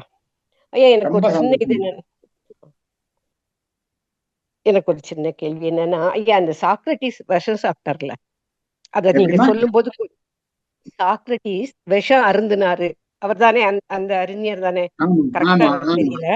அந்த இதை எனக்கு கொஞ்சம் சொல்லுங்களேன். நீங்க சொல்லும் போது கொஞ்சம் வாய்ஸ் கொஞ்சம் பிரேக் ஆகுது. சாக்ரட்டிஸ் உண்மை நேர்மறை உணர்வுகளோட தத்துவத்தை பேசினாரு. அந்த நாட்டை ஆண்ட மன்னன் புறம்பா நடந்தான். ஏன்னா மக்களுக்கு எல்லாம் துன்பம் கொடுக்கறது, சிலதெல்லாம் ஆட்சி பண்றதுல சரியா இல்லை. அதான் நிறை செய்து காக்கும் மன்னவன் மக்களில் இறை என்று போற்றப்படுவாங்க. அதுக்கு புறம்பா நடந்தனால தர்மத்தை போதிச்சாரு.